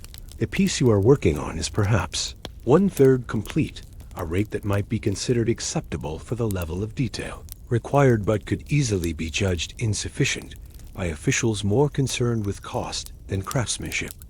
The constant tension between artistic integrity and economic efficiency is one that every sculptor must navigate, often with their livelihood hanging in the balance. You return to your work with renewed urgency, your chisel strokes becoming more rapid, though no less precise. Around you, the atmosphere has shifted from the calm concentration of morning to the anxious productivity of men working under scrutiny. The dust seems thicker now, catching in your throat more insistently, but you dare not pause to clear it. Every moment spent not actively carving is a moment that could be counted against you in the treasury as assessment. The midday break brings little relief. While others rest in whatever shade they can find, you remain at your workstation, using the time to plan your afternoon's work. The marble before you has begun to reveal its secrets, the grain patterns that will guide your chisel, the subtle variations in hardness that experienced hands can detect and exploit. Yet with each passing hour, you are increasingly aware that this same block of stone might be your salvation or your downfall. The afternoon brings new challenges as the workshop fills with visitors, wealthy patrons, eager to inspect the progress of their commissions. Rival sculptors studying techniques they might adopt or criticize, and always the ever-present religious overseers, ensuring that every detail meets the requirements of divine service. Your work must continue under these watchful eyes, each chip of marble falling under the scrutiny of those who hold your future in their hands. As the sun begins its descent toward the western hills, casting long shadows across the workshop floor, you realize that the day's work has been both productive and exhausting. The figure emerging from your marble has taken on more definition, the suggestion of divine features beginning to appear in the rough-carved stone. Yet the physical toll of the work weighs heavily on your body. Your right shoulder aches from the repetitive motion of the mallet. Your eyes burn from the constant focus required for detailed work, and your throat is raw from the accumulated dust of the day. The evening brings its own concerns as you clean your tools and prepare for tomorrow's work. The oil for your lamp is running low, another expense that must be carefully managed. Your evening meal will be simple: bread, olives, and perhaps a small amount of cheese if your recent earnings allow. The life of a sculptor, despite the prestige associated with the craft, is one of constant financial uncertainty, where even successful artists must carefully balance their expenses against the irregular payments from patrons and temples. As darkness falls over Athens, you make your way home through streets that echo with the sounds of a city settling into evening. The marble dust on your clothes catches the light of the torches that line the main thoroughfares, creating a pale nimbus around your figure that marks you as clearly as a uniform. You are one of the countless craftsmen whose anonymous labor is creating the monuments that will define Greek civilization for millennia to come. Yet your own name will likely be forgotten, lost among the records of wages paid and materials consumed. Your small living quarters, shared with 2 other sculptors from the workshop, offer little comfort after the day's labors. The thin mattress on the floor provides minimal cushioning for muscles strained by hours of precise work. As you lie in the darkness, listening to the steady breathing of your sleeping companions, your mind turns to the challenges that tomorrow will bring. The figure in the marble must be advanced further, the religious overseer satisfied, the treasury's demands met, all while maintaining the artistic standards that separate true craftsmanship from mere stone cutting. The dreams that come are filled with marble dust and divine expectations, with the constant pressure of creating perfection under the watchful eyes of gods and mortals alike. In these dreams, you sometimes see the finished works as they will appear centuries later, white, pristine, displayed in museums where visitors marvel at their beauty while remaining ignorant of the human cost of their creation. The irony is not lost on you, even in sleep, that the suffering required to create lasting beauty is itself forgotten, leaving only the idealized vision of artistic achievement. This is the reality of the sculptor's life in ancient Greece, a constant struggle between aspiration and survival, between the divine calling to create beauty and the mortal need to earn bread and shelter. Tomorrow will bring the same challenges, the same dust, the same pressure to transform stone into something worthy of the gods, all while navigating the complex web of religious, economic, and social expectations that could elevate a craftsman to legendary status or condemn him to poverty and obscurity. The second week of your work on the temple frieze brings new complications that illustrate the precarious nature of your profession. Word has spread through the workshop that Myron, one of the senior sculptors, has fallen from favor with the temple authorities. His crime was not technical incompetence. His skill with the chisel was renowned throughout Athens, but rather a subtle deviation from the prescribed iconography that the priests deemed inappropriate. For sacred art, you learn the details in hushed conversations during the brief moments when the overseers are distracted. Myron had been commissioned to carve a relief depicting the goddess Athena's victory over the giants. The composition had been approved, the preliminary sketches blessed by the religious authorities. Yet when the finished work was unveiled, something in the goddess's expression was deemed too human, too approachable. The priests declared that Myron had diminished the divine majesty through his portrayal, making the goddess appear too much like a mortal woman rather than the awesome deity she represented. The consequences were swift and devastating. Myron's payment was withheld, his name struck from the list of approved temple artists. And worse still, word of his disgrace spread quickly through the interconnected network of religious and civic patrons who commissioned major works. Within days, what had been a thriving career was reduced to desperate attempts to find work, carving gravestones and decorative pottery, labor that paid a fraction of temple commissions and carried none of the prestige that had taken decades to build. As you listen to these whispered accounts, your own hands pause momentarily in their work. The piece before you, a section of drapery that will eventually clothe the divine figure, suddenly seems fraught with new dangers. Every fold you carve, every shadow you create with your chisel, must navigate the treacherous waters between artistic excellence and religious orthodoxy. Too little character in the work, and it will be dismissed as lifeless and uninspiring. Too much humanity, and you risk the same fate that has befallen Myron.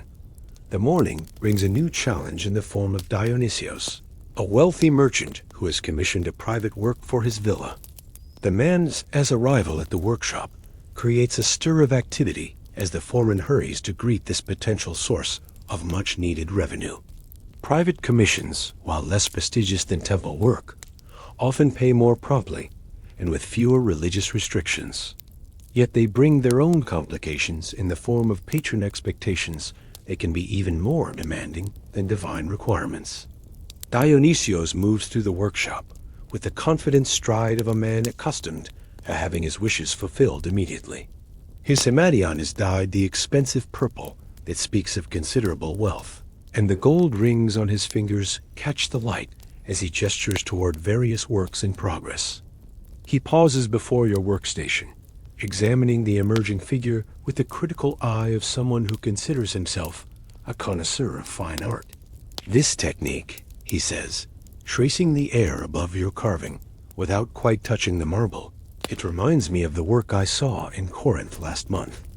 Very fashionable now, this style of drapery, but perhaps a bit conventional. I'm looking for something that will distinguish my collection, something that my guests will remember long after they leave my symposiums." The merchant's words carry an implicit threat wrapped in the language of artistic appreciation. He is suggesting that your work, while competent, lacks the innovation that would justify the premium prices he presumably pays for truly exceptional pieces. Yet innovation in sculpture is a dangerous game, particularly when working on religious subjects. The same originality that might delight a private patron could be condemned as impiety by temple authorities, effectively ending your career in sacred art. You find yourself caught between conflicting pressures that exemplify the impossible position of the ancient Greek sculptor. The religious establishment demands strict adherence to traditional forms and established iconography, viewing any deviation as potential blasphemy. Private patrons seek novelty and personal expression, wanting their commissions to reflect the latest artistic trends and their own sophisticated tastes. Master sculptors must somehow navigate between these opposing forces while maintaining the technical excellence that justifies their elevated position within the craft hierarchy. The afternoon brings a different kind of pressure as young Alexios, your most promising apprentice, approaches with a question that threatens to expose the economic realities you prefer to keep hidden. The boy, barely 16, but already showing remarkable skill with the chisel, has been offered a position in the workshop of Polykleitos in Argos. The opportunity represents advancement that you cannot match, higher wages, work on more prestigious commissions, and training under one of the most celebrated sculptors of the age. Yet Alexius's departure would be catastrophic for your own economic situation. The boy's labor has become essential to your productivity, handling the rough initial carving that allows you to focus on the detailed finish work that justifies your higher wages. More importantly, the small percentage of his earnings that he pays for training and lodging has become a crucial part of your monthly income.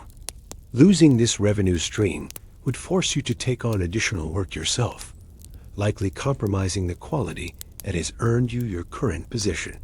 The conversation that follows is a delicate dance around economic necessities that neither of you can speak directly. Alexius's eagerness for advancement is natural and admirable, yet your need to retain his services is equally compelling. You find yourself making promises about future opportunities and increased responsibilities that you are not certain you can fulfill, all while knowing that a truly dedicated master would encourage the boy's advancement regardless of personal cost. As the day progresses, you become increasingly aware of the complex social hierarchies that govern your profession. At the top are the handful of master sculptors, whose names are known throughout the Greek world, men like Phidias and Praxiteles, who command enormous fees and work directly with the most powerful patrons.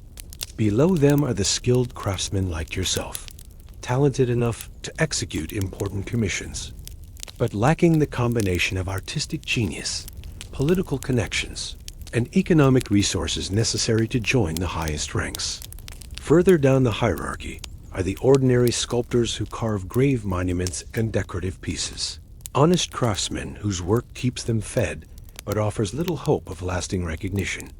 At the bottom are the apprentices and assistants, young men learning the trade in hopes of eventual advancement, their unpaid or minimally paid labor subsidizing the operations of more established workshops.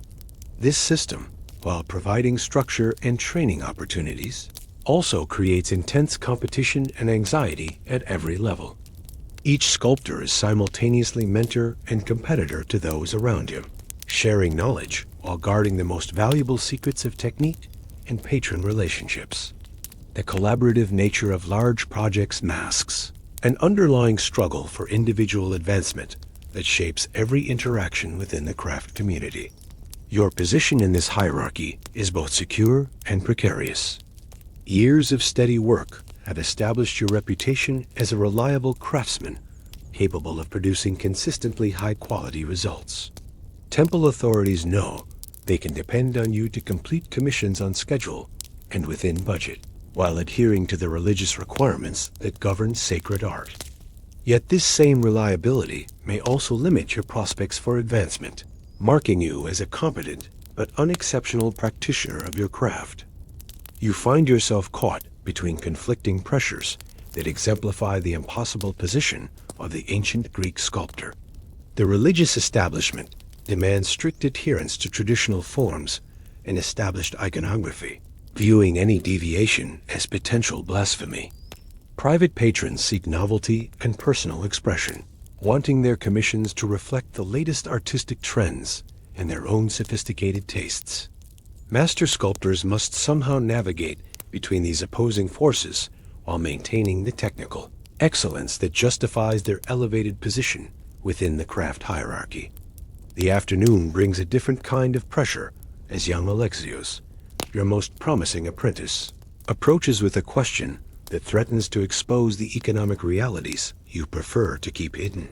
The boy, barely 16, but already showing remarkable skill with the chisel, has been offered a position in the workshop of Polykleitos in Argos.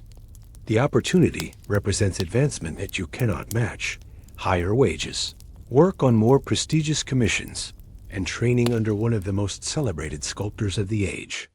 Yet Alexius's departure would be catastrophic for your own economic situation. The boy's labor has become essential to your productivity, handling the rough initial carving that allows you to focus on the detailed finish work that justifies your higher wages. More importantly, the small percentage of his earnings that he pays for training and lodging has become a crucial part of your monthly income. Losing this revenue stream would force you to take on additional work yourself, likely compromising the quality that has earned you your current position. The conversation that follows is a delicate dance around economic necessities that neither of you can speak directly.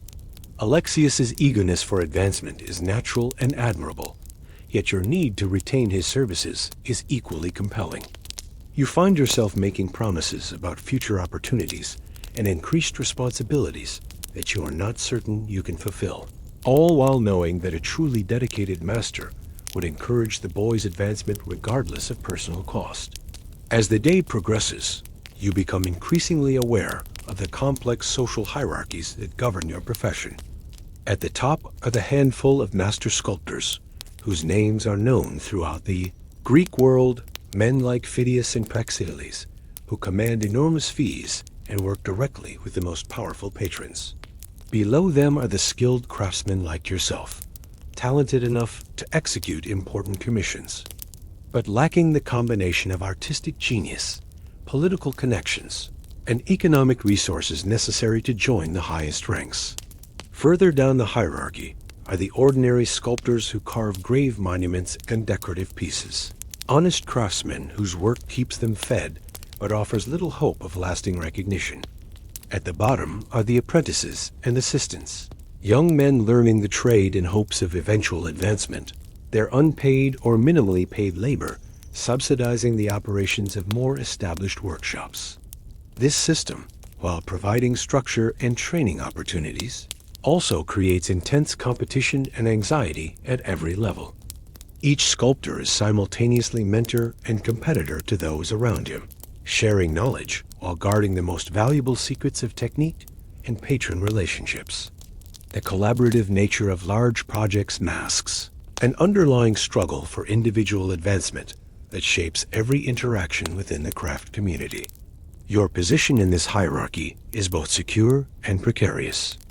Years of steady work have established your reputation as a reliable craftsman, capable of producing consistently high-quality results. Temple authorities know they can depend on you to complete commissions on schedule and within budget, while adhering to the religious requirements that govern sacred art. Yet this same reliability may also limit your prospects for advancement, marking you as a competent but unexceptional practitioner of your craft. You find yourself caught between conflicting pressures that exemplify the impossible position of the ancient Greek sculptor. The religious establishment demands strict adherence to traditional forms and established iconography, viewing any deviation as potential blasphemy. Private patrons seek novelty and personal expression, wanting their commissions to reflect the latest artistic trends and their own sophisticated tastes. Master sculptors must somehow navigate between these opposing forces while maintaining the technical excellence that justifies their elevated position within the craft hierarchy.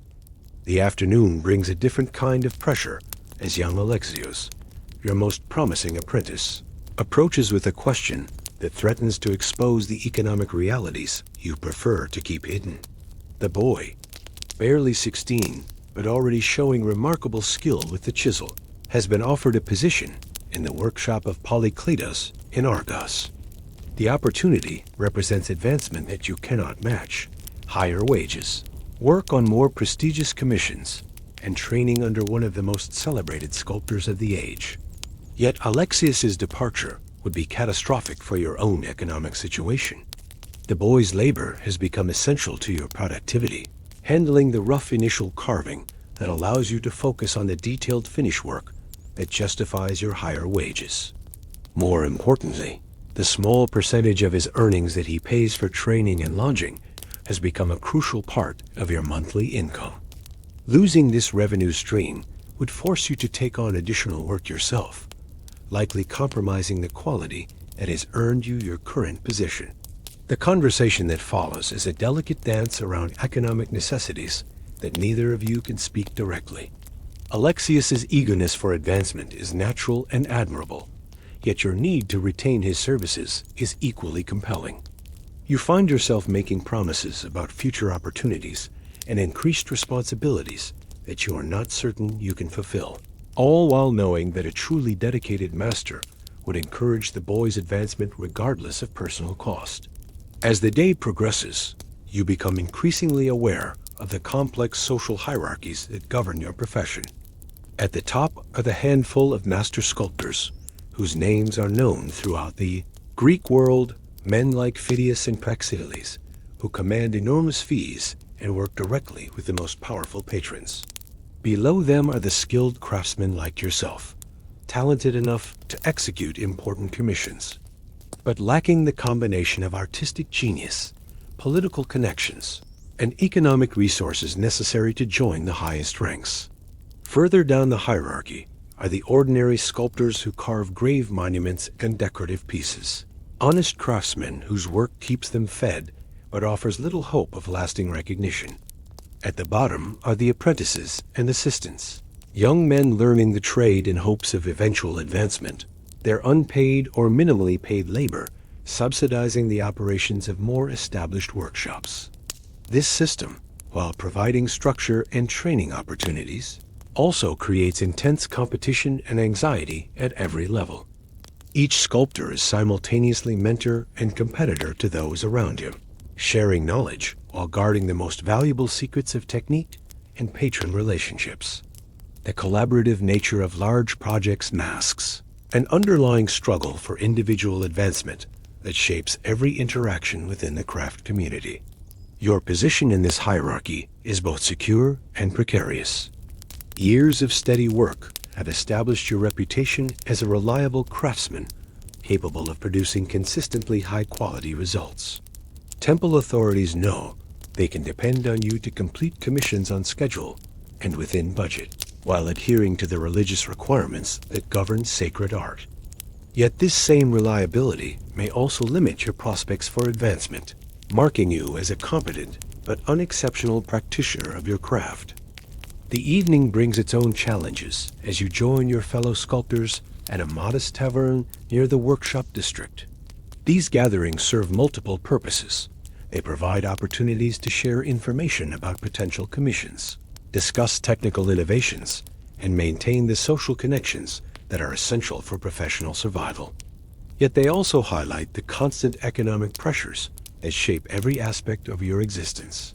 The conversation inevitably turns to money, payments delayed by temple treasuries, materials costs that continue to rise, and the growing competition for workshops that employ larger numbers of less skilled workers to produce adequate results at lower prices.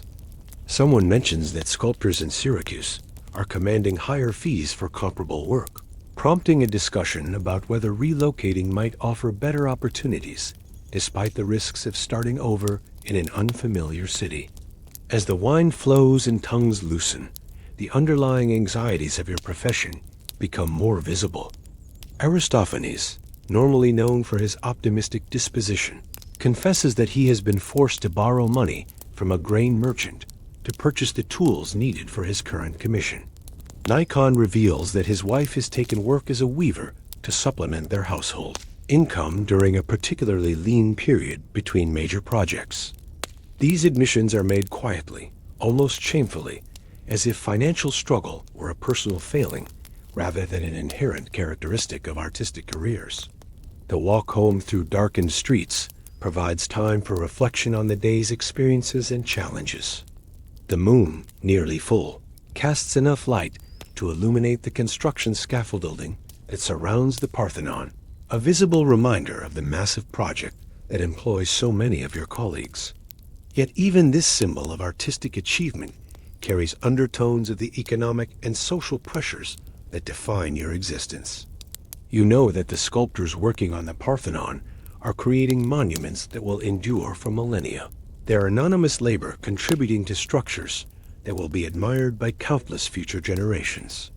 Yet you also know that most of these craftsmen will struggle financially, despite their participation in this historic endeavor, their individual contributions forgotten, even as their collective achievement becomes legendary. Back in your modest quarters, as you prepare your tools for tomorrow's work, these thoughts weigh heavily on your mind. The marble awaiting your attention tomorrow will demand the same precision and artistry as always. Yet the economic and social pressures surrounding your craft seem to grow more complex with each passing day. The tension between artistic aspiration and practical survival shows no signs of resolution, leaving you to navigate as best you can between the competing demands of gods, patrons, and personal necessity. Your dreams, when they finally come, are filled with images of marble, dust, and divine, disapproval of patrons whose expectations shift like shadows, and of the constant struggle to create lasting beauty while managing the immediate needs of mortal existence. In these dreams, you sometimes glimpse the true cost of the artistic achievement that will define classical civilization, not just the marble and bronze and gold that are transformed into immortal works, but the human lives consumed in their creation, the individual sacrifices that make collective glory possible. The night passes slowly, marked by the restless sleep of a man whose livelihood depends on satisfying the insatiable demands of both divine and mortal patrons, whose every chisel stroke must balance artistic integrity against economic necessity, whose dreams of lasting achievement are shadowed by the daily reality of dust, debt, and the ever-present threat of professional disgrace. The third week of your commission brings a crisis that will test everything you have learned about surviving as a sculptor in ancient Athens. It begins, as many disasters do, with what appears to be a stroke of good fortune. Callias, the religious overseer, announces that your section of the temple frieze has caught the attention of the high priestess herself. She wishes to examine your work personally, a rare honor that could elevate your status within the temple's roster of approved artists. Yet as you prepare your workstation for this important inspection, a terrible discovery sends cold dread through your chest.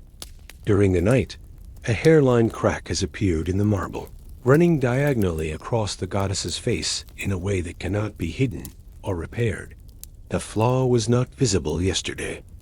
You are certain of this, as you had spent the final hours of the day carefully examining every surface for imperfections. It must have been there in the stone all along, a hidden weakness in the marble as internal structure that has finally revealed itself under the stress of your carving. The implications are catastrophic. The block of Pentelic marble represents an investment equivalent to several months' wages, and the loss will almost certainly be deducted from your payment. Worse still, the High Priestess's visit will now become a public demonstration of your failure, potentially damaging your reputation throughout Athens' artistic community. The crack cannot be concealed. The morning light streaming through the workshop's windows makes it as visible as a scar across a human face. Your hands tremble as you examine the damage more closely, hoping against reason that you might find some way to salvage the work. The crack extends deep into the stone. Following a vein of softer material, it was invisible until your carving exposed it to air and stress. This is one of the cruelest aspects of working with marble. Sometimes the stone itself betrays even the most skilled craftsman, revealing flaws only after days or weeks of labor have been invested in its transformation. Alexios arrives early, as has become his habit, and immediately senses the disaster that has befallen your work. The boy's face reflects your own anguish as he stares at the ruined sculpture, understanding instinctively what this means for your economic survival and professional standing. Without speaking, he begins preparing a new set of tools, his movements suggesting that he intends to help you begin again on a replacement block, though you both know that time and resources may not permit such a solution. The other sculptors in the workshop become aware of your situation as the morning progresses, their reactions revealing the complex dynamics of professional sympathy and competitive calculation that characterize your trade. Some offer genuine condolences and practical advice, sharing their own experiences with similar disasters and the strategies they employed to minimize the damage to their careers. Others maintain a careful distance, perhaps fearing that association with your failure might somehow taint their own standing with the religious authorities. Phidias himself appears at your workstation, drawn by the unusual commotion surrounding your normally quiet corner of the workshop. The master's presence is both intimidating and oddly comforting. His legendary skill commands universal respect, yet his own early career included similar disasters that he survived through determination and innovative problem-solving. He examines the cracked marble with the detached professionalism of someone who has seen every possible variety of artistic catastrophe. "The stone has spoken," he says finally, his voice carrying neither condemnation nor false consolation. Sometimes it tells us things we do not wish to hear, but a wise craftsman learns to listen even to unwelcome messages. This is not the end of your career, unless you choose to make it so. His words carry the weight of experience and the authority of someone who has navigated the treacherous waters of artistic patronage for decades. Yet they offer little immediate comfort as you contemplate the practical consequences of your situation. The temple treasury, already questioning the workshop's productivity and expenses, will not view this failure with understanding or sympathy. Your ability to secure future commissions may depend on how you handle this crisis in the coming hours. The arrival of the High Priestess transforms the workshop atmosphere from one of focused labor to barely controlled panic. Her entourage includes not only religious officials, but also representatives of the city treasury and several prominent citizens who serve on the temple's building committee. Their presence turns your private disaster into a public spectacle that will be discussed in symposiums and market squares throughout Athens. The High Priestess herself is a figure of considerable authority and intelligence, her office requiring not only religious devotion, but also administrative skill and political acumen. She approaches your workstation with the measured pace of someone accustomed to making judgments that carry lasting consequences. Her examination of the cracked marble is thorough and professional, her questions revealing a sophisticated understanding of sculptural technique. That surprises you despite her exalted position. "Explain to me how this occurred," she says, her tone neutral but expectant. "I wish to understand whether this represents a failure of craftsmanship or an unavoidable consequence of working with natural materials." Your response to this question will shape not only your immediate fate, but potentially your entire future in Athens as artistic community. You choose honesty over self-protection, explaining the unpredictable nature of marble flaws and the impossibility of detecting certain structural weaknesses until the carving process exposes them. You acknowledge your responsibility for the failed work while emphasizing your commitment to the project and your willingness to find a solution that serves the temple's needs. The High Priestess listens to your explanation with the attention of someone genuinely interested in understanding the technical aspects of your craft. Her questions probe not only the immediate circumstances of the failure, but also your broader approach to sculptural problem-solving and quality control. This extended examination, while nerve-wracking, gradually reveals itself as more than a simple investigation of fault. It is an assessment of your character and professional capabilities under extreme pressure. After what feels like an eternity of questioning and examination, the High Priestess renders her judgment. The failed block will indeed be charged against your wages, a financial blow that will require months to recover from. However, she authorizes the allocation of a replacement marble block and extends the deadline for completion, acknowledging that the failure was due to material defects rather than incompetence. More importantly, she invites you to submit proposals for additional temple commissions, suggesting that your handling of the crisis is actually enhanced rather than damaged your professional standing. The relief that follows this announcement is almost overwhelming, yet it is tempered by the realization of how precarious your position truly is. A single flawed block of marble nearly destroyed your career, and only the somewhat arbitrary judgment of a religious official saved you from professional ruin. The incident illustrates the vulnerability that defines every sculptor's existence. The knowledge that forces beyond your control can instantly transform years of careful work into worthless rubble. As the official party departs and normal workshop activities resume, you find yourself reflecting on the broader implications of the morning's events. The crack in the marble serves as a metaphor for the hidden flaws that run through every aspect of life in ancient Athens, the social tensions that could erupt into political upheaval, the economic pressures that could drive successful craftsmen into poverty, the religious orthodoxies that could condemn innovative thinking as dangerous heresy. Your fellow sculptors gradually return to their own work, though you notice a change in their behavior toward you. Some seem more respectful, perhaps recognizing that you handled the crisis with dignity and professionalism. Others appear more distant, possibly calculating that association with someone who has experienced such a public failure might damage their own prospects. These subtle shifts in social dynamics illustrate how quickly reputations can change in the competitive world of ancient Greek craftsmanship. The afternoon is spent beginning work on the replacement block. Your movements more cautious now, as you search for any signs of internal flaws before committing to major carving decisions. Each chisel strike is evaluated not only for its artistic contribution, but also for its potential to reveal hidden weaknesses in the stone. This heightened awareness of risk changes the entire character of your work, introducing an element of anxiety that had not been present before the morning's disaster. Alexios works beside you with unusual intensity, his young hands moving with a precision that suggests he has learned profound lessons from witnessing your near catastrophe. The boy's dedication is touching and concerning in equal measure. Touching because it demonstrates genuine loyalty and commitment to his craft, concerning because it reveals how deeply the pressure and anxiety of sculptural work can affect even the youngest practitioners. As the day wears on, you become increasingly aware of how the morning's events have changed your perspective on your craft and your place within Athens' artistic community.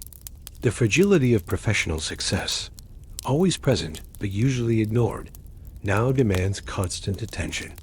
Every new commission will carry the memory of how quickly circumstances can change. Every patron relationship will be colored by the knowledge of how arbitrary their judgments can be. The evening brings an unexpected visitor to your workstation. Socrates, the philosopher whose questioning of traditional assumptions has made him both famous and controversial throughout Athens, appears with his characteristic unpretentious manner and penetrating gaze. His presence in a working craftsman's shop is unusual. Philosophers, typically move in more elevated social circles. Yet his genuine interest in the practical aspects of artistic creation quickly becomes apparent. "I heard about your difficulty with the marble," he says, settling himself on a work stool with the unself-conscious ease of someone comfortable in any social setting. "It seems to me that this experience might offer insights into the nature of knowledge and the relationship between appearance and reality. May I ask what you have learned from today's events?" The conversation that follows is unlike any you have experienced in your years as a sculptor. Socrates' questions probe not only the technical aspects of your craft, but also the philosophical implications of creating physical representations of ideal forms. He seems particularly interested in the relationship between the perfect forms that exist in the realm of ideas and the imperfect materials through which craftsmen attempt to realize those forms in the physical world. "When you carve a statue of a goddess," he asks, "do you believe you are creating something that participates in divine perfection, or merely producing a flawed copy of an ideal that can never be fully realized in stone?" The question forces you to consider aspects of your work that you have never examined consciously. The technical skills you have spent years developing suddenly seem to carry philosophical weight that extends far beyond the immediate demands of satisfying patrons and religious authorities. The relationship between artistic creation and truth-seeking becomes a subject worthy of serious contemplation rather than simply a craft concern. As darkness settles over the workshop and oil lamps are lit throughout the space, your conversation with Socrates continues to explore the deeper implications of creative work. He speaks about the examined life, the importance of questioning assumptions, and the dangerous consequences of accepting traditional beliefs without critical evaluation. His words carry particular weight in light of the day's events, which have forced you to question your own assumptions about professional security and artistic achievement. The philosopher as departure leaves, you alone with thoughts that extend far beyond the immediate concerns of marble dust and divine commissions. The crack in the stone that nearly destroyed your career now seems to represent something larger, a glimpse into the fundamental uncertainties that underlie all human endeavor. The security you thought you had built through years of careful work and professional conduct proves to be as fragile as the hidden flaws in marble that remain invisible until stress exposes them. As you prepare to leave the workshop for your modest quarters, you reflect on how a single day has transformed your understanding of both your craft and your place in the complex social fabric of Athens. The morning's disaster taught you about professional vulnerability, the afternoon's reprieve about the arbitrary nature of authority, and the evening's philosophical conversation about the deeper questions that lurk beneath the surface of daily work. Your dreams that night are filled with images of perfect forms trapped within imperfect materials, of hidden cracks that run through the foundations of everything you have built, and of questions that have no easy answers. You dream of marble that becomes transparent, revealing its internal structure before the chisel touches its surface, and of gods who speak directly about their expectations, rather than communicating through the interpretations of priests and patrons. But perhaps most significantly, you dream of a world where craftsmen are free to pursue truth through their work without fear of economic ruin or religious condemnation, where the creation of beauty is valued for its own sake rather than as a means of satisfying the demands of powers beyond the artist's control. It is a beautiful dream, yet one that seems as distant and unattainable as the perfect forms that philosophers claim exist beyond the material world. The morning will bring new challenges in the resumption of work on the replacement marble block, but the events of this day have planted questions that will continue to grow and develop throughout your remaining years as a sculptor. The crack in the stone has revealed more than just a flaw in the marble. It has exposed the fragile nature of all human achievement and the complex relationship between artistic creation and the search for truth and meaning in an uncertain world. The spring of 399 BCE arrives in Athens with an unusual chill It seems to penetrate not just the morning air, but the very soul of the city. You have continued your work as a sculptor for 15 years, since that fateful day when the marble cracked and Socrates first visited your workshop. But the philosophical questions he planted in your mind have never stopped growing. Now, as you make your way through the Agra toward the Heliaia court, those questions feel more urgent and dangerous than ever before. The man whose curiosity once illuminated the hidden complexities of your craft now stands accused of corrupting the youth of Athens and introducing strange new gods to the city. The charges seem almost absurd to anyone who has spent time in Socrates' company. Yet the political climate of post-war Athens has created an atmosphere where philosophical inquiry itself has become suspect, where asking too many questions is seen as a threat to social stability rather than a path to wisdom. You are not alone in your journey to witness what many believe will be the trial of the century. Hundreds of Athenians converge on the court building, their faces reflecting a mixture of curiosity, anxiety, and the particular tension that comes when a beloved but controversial figure faces judgment by his peers.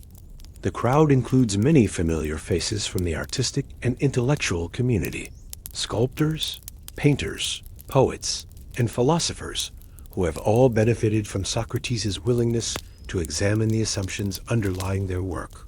The building itself seems inadequate to contain the weight of the proceedings about to unfold within its walls.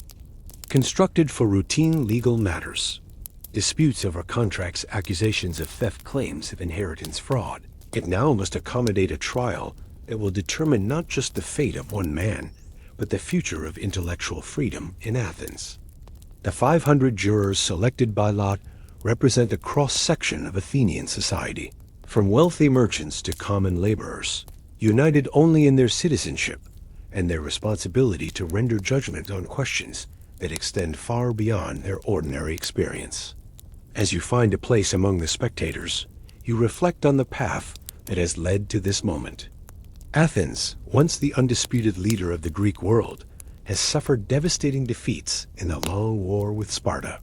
The confident democracy that commissioned the Parthenon and celebrated intellectual achievement now struggles with economic hardship, military humiliation, and a crisis of confidence that manifests itself in suspicion of anything that seems to challenge traditional values.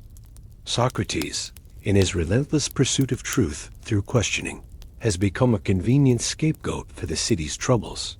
His method of examining commonly held beliefs, of revealing the contradictions and uncertainties that lurk beneath confident assertions, once seemed merely annoying to those who preferred their certainties undisturbed. Now, in a city desperate for stability and simple answers, his questioning appears dangerous, potentially seditious, certainly unpatriotic. The arrival of the accused man himself creates a stir throughout the courtroom that reveals the complex feelings Athenians harbor toward their most famous philosopher. Socrates enters with his characteristic unpretentious manner, his simple chiton and worn sandals marking him as someone who has never sought material advantage from his philosophical activities. His face, weathered by 70 years of life and thought, shows no sign of the fear or anger that might be expected from someone facing the possibility of death. He moves through the crowd with the easy familiarity of someone who has spent decades in conversation with fellow citizens from every level of society. You catch his eye briefly as he passes, and his slight nod of recognition carries you back to that evening long ago, when he helped you understand that the crack in your marble revealed deeper truths about the nature of perfection and the human condition. His calm demeanor suggests that he views even his own trial as another opportunity for philosophical inquiry rather than simply a threat to his survival. The formal proceedings begin with the presentation of charges by Meletus, a young poet whose mediocre talents have been overshadowed by the intellectual brilliance of those whom Socrates has taught to think more clearly. Meletus's voice carries the nervous energy of someone who knows he represents forces larger than himself. That his role as prosecutor places him at the center of currents that could reshape Athenian society, regardless of the trial's immediate outcome. Citizens of Athens, Meletus begins, his words echoing in the packed courtroom, we gather today to address crimes that strike at the very foundation of our city's strength and unity. The defendant, Socrates, stands accused of corrupting our young men, turning them away from the gods of our fathers, and introducing strange new divinities that serve no purpose but to sow confusion and doubt among our people. The charges, when examined closely, reveal the deep anxiety that underlies Athens' current political climate. The accusation of corrupting youth reflects fears that traditional values are being undermined by intellectual questioning. The claim about introducing new gods suggests suspicion of any religious or philosophical innovation that might challenge established practices. Together, these charges represent an attempt to use the legal system to silence intellectual inquiry that has become uncomfortable for those who prefer simple answers to complex questions. As Meletus continues his presentation, describing Socrates as a dangerous influence who uses clever arguments to make wrong appear right, and right appear wrong, you think about your own interactions with the philosopher over the years. His questions have indeed been unsettling, forcing you to examine assumptions about your work, your values, and your place in society that you had never thought to question. Yet this intellectual discomfort has ultimately led to deeper understanding and more thoughtful approaches to your craft and your life. The prosecution's case rests heavily on guilt by association, pointing to several of Socrates' former students who have since been involved in political controversies or military disasters. Alcibiades, the brilliant but unreliable politician whose defection to Sparta contributed to Athens' military defeats, studied with Socrates in his youth.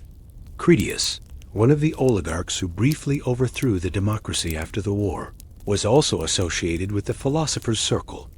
The implication is clear. Socrates' teaching methods produce citizens who are disloyal to democratic values and dangerous to the state's security. Yet those who have spent time in Socrates' company understand how unfair these associations are. The philosopher has never advocated specific political positions or encouraged his students to adopt particular ideologies. His method involves asking questions that reveal the complexity and uncertainty underlying all human knowledge, an approach that tends to make people more thoughtful and humble rather than more radical or dangerous. If some of his students have made poor choices in their later lives, this reflects their own character flaws rather than any deficiency in their teacher's methods. The crowd's reaction to the prosecution's arguments reveals the deep divisions within Athenian society about the value and danger of intellectual inquiry. Some spectators nod approvingly as Meletus describes the threats posed by excessive questioning and philosophical speculation. Others shift uncomfortably, perhaps recognizing that the charges against Socrates could easily be extended to anyone who thinks too deeply or questions too persistently. The tension in the room reflects the broader tension in a society struggling to balance intellectual freedom with social stability. When Socrates rises to present his defense, the atmosphere in the courtroom shifts subtly but significantly. His voice, clear and conversational despite his 70 years, carries the authority of someone who has spent a lifetime examining fundamental questions about how human beings should live. He addresses the jurors not as subjects to be persuaded through rhetorical manipulation, but as fellow citizens capable of rational thought and moral judgment. Men of Athens, he begins, his tone respectful but uncompromising. I do not know what impression my accusers have made upon you, but they almost made me forget who I am. So persuasive were their words. Yet hardly a word of what they said was true.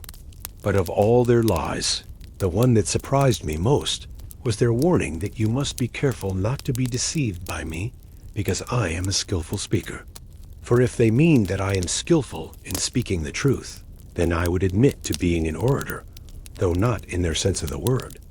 His opening immediately establishes the central theme of his defense, the distinction between truth-seeking and mere persuasion, between genuine wisdom and the appearance of knowledge. This distinction has been at the heart of his philosophical method throughout his career, and it now becomes crucial to his survival. He is asking the jurors to evaluate not just the specific charges against him, but the broader question of whether Athens will continue to value the pursuit of truth, even when that pursuit produces uncomfortable questions and unsettling answers. Socrates continues by addressing the informal charges that have circulated about him for decades. That he is a natural philosopher who speculates about the heavens and the earth, that he makes the weaker arguments stronger, that he teaches these skills to others for money. He denies these characterizations, explaining that his only wisdom consists in recognizing the limits of his own knowledge. This famous profession of ignorance, far from being false modesty, represents a fundamental insight about the human condition that distinguishes genuine philosophy from mere sophistry. The truth is, men of Athens, that I have acquired this reputation because of a certain kind of wisdom. What kind of wisdom? The kind that is perhaps human wisdom. In this I may really be wise. But the men I was just talking about may be wise with a wisdom that is more than human. I cannot describe it in any other way, for I certainly do not possess it, and anyone who says I do is lying and speaking to slander me. As he speaks, you are struck by how his defense transforms the trial from a simple legal proceeding into a broader examination of what it means to live an examined life in a democratic society. Socrates is not merely defending himself against specific accusations, but challenging his fellow citizens to consider what kind of community they want Athens to be. Will it be a place where difficult questions can be asked and examined, or will it become a society where intellectual curiosity is treated as a form of treason? The philosopher's account of his mission begins with the famous story of the oracle at Delphi, who declared that no one was wiser than Socrates. Rather than accepting this pronouncement as flattery, Socrates set out to test its truth by questioning various Athenians who were reputed to possess different forms of wisdom. Politicians, poets, craftsmen, all claimed knowledge they did not actually possess, while Socrates alone acknowledged the extent of his ignorance. This investigation has led to my having many enemies of the worst and most dangerous kind, and has given occasion to many slanders. I am called wise, for my hearers always imagine that I myself possess the wisdom which I find wanting in others. But the truth is, O men of Athens, that God only is wise, and by his answer he intends to show that the wisdom of men is worth little or nothing. The story of the oracle serves multiple purposes in Socrates' defense. It explains the origin of his philosophical mission, showing that his questioning of others arose not from arrogance or malice, but from a genuine desire to understand the meaning of divine wisdom. It also illustrates his method of inquiry, demonstrating how his conversations with fellow citizens revealed the gap between claimed knowledge and actual understanding. Most importantly, it establishes his activities as a form of religious service rather than impiety, suggesting that his questioning serves the gods rather than challenging them. As the afternoon progresses and Socrates continues his defense, the complexity of his situation becomes increasingly apparent. He is simultaneously defending himself against formal charges and making a broader argument about the value of philosophical inquiry in democratic society. He must convince the jurors that his activities serve Athens rather than threatening it, while maintaining the intellectual honesty that has characterized his entire career. The tension between these demands creates moments of extraordinary eloquence and insight that elevate the proceedings far above the level of ordinary legal disputes. The philosopher's discussion of his relationship with young men addresses one of the most serious accusations against him. Rather than denying that he associates with the youth of Athens, he explains why such associations are both natural and beneficial. Young people, he argues, are more open to philosophical inquiry because they have not yet become attached to the false certainties that characterize adult life. Their questions and challenges help him in his own search for truth, while his method of examination helps them develop the critical thinking skills necessary for responsible citizenship. If I corrupt the young, this influence must be unintentional, for I am aware that if I intentionally corrupt anyone, I shall be likely to be harmed by him. Yet you charge me with intentionally corrupting the young and making them worse. But this I cannot believe of myself, and I do not think that you believe it either. This argument reveals Socrates' profound understanding of human nature and moral psychology. He recognizes that genuine corruption requires deliberate intent to harm others, while his activities are clearly directed toward helping people think more clearly and live more thoughtfully. The distinction between intentional corruption and unintentional challenge to conventional thinking becomes crucial to evaluating the charges against him. The trial's afternoon session includes testimony from several of Socrates' associates, men whose presence in the courtroom demonstrates the loyalty and respect that the philosopher has earned through decades of intellectual integrity. Yet their support also highlights the political complexities surrounding the case.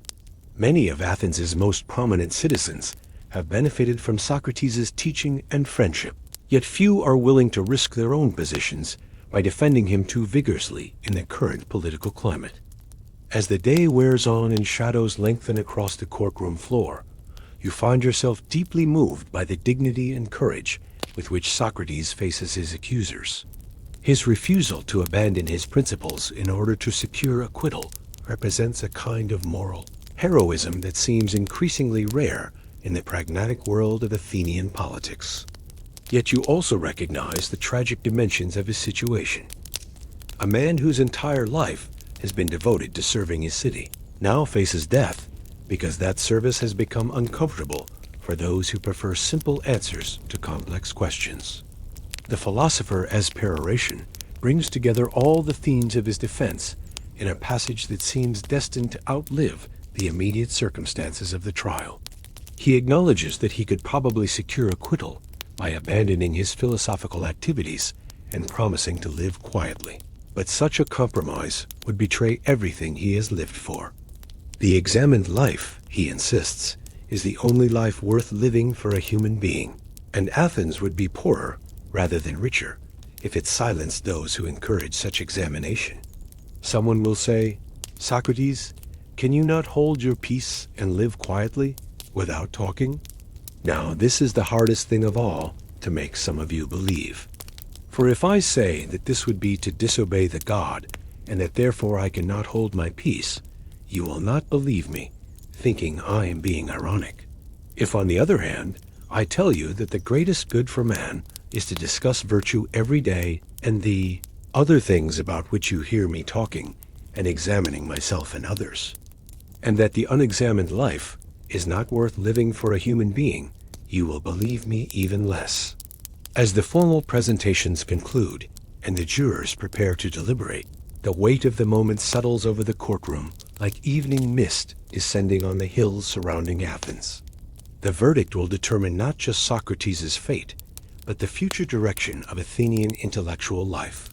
Will the city that gave birth to democracy and philosophy continue to tolerate the kind of searching inquiry that makes both possible?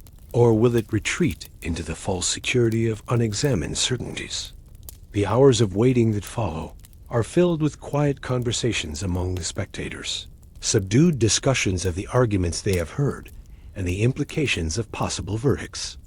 Some express confidence that the jurors will recognize the injustice of the charges and acquit the philosopher.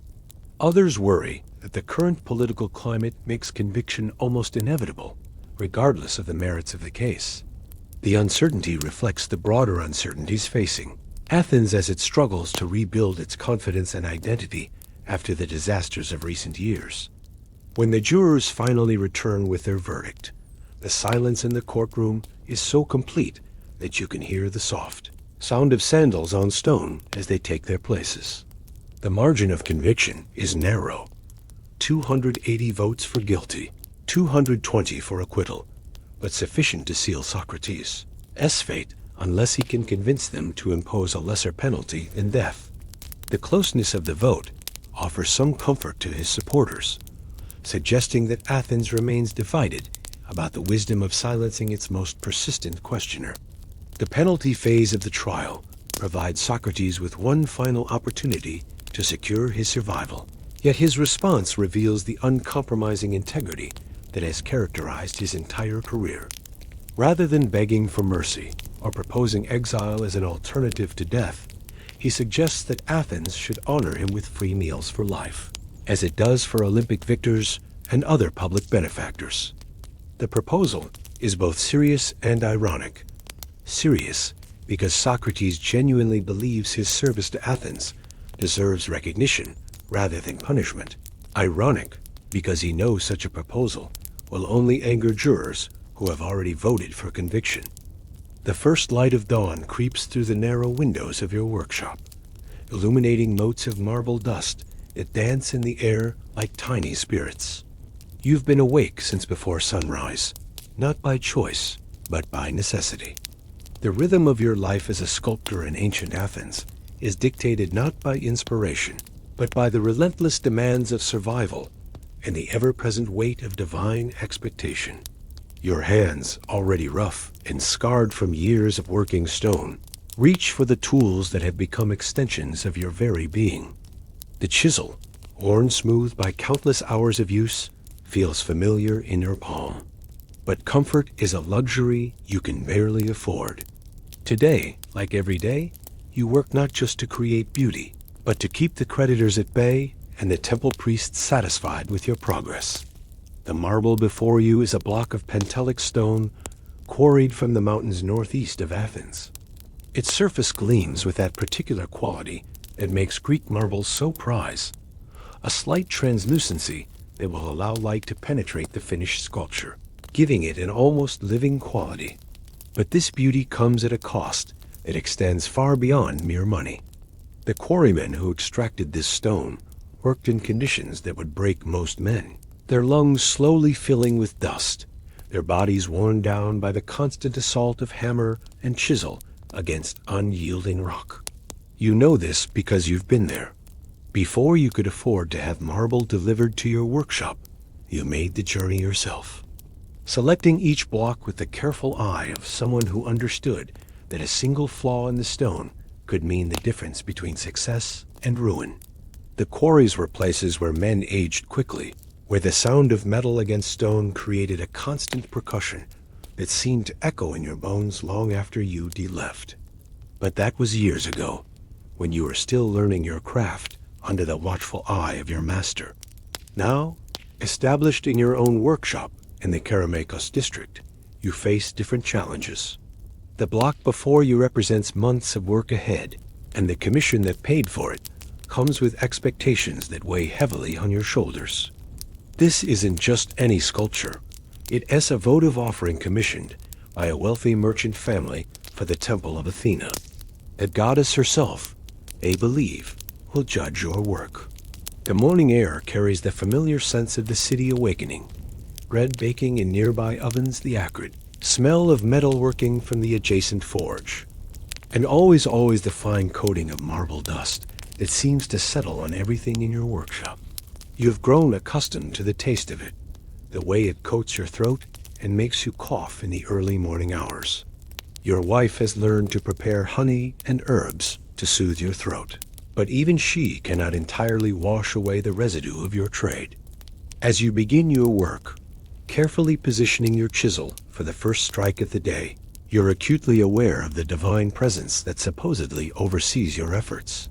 The Greeks believed that artists were channels for divine inspiration, that the gods themselves guided the hands of sculptors and painters.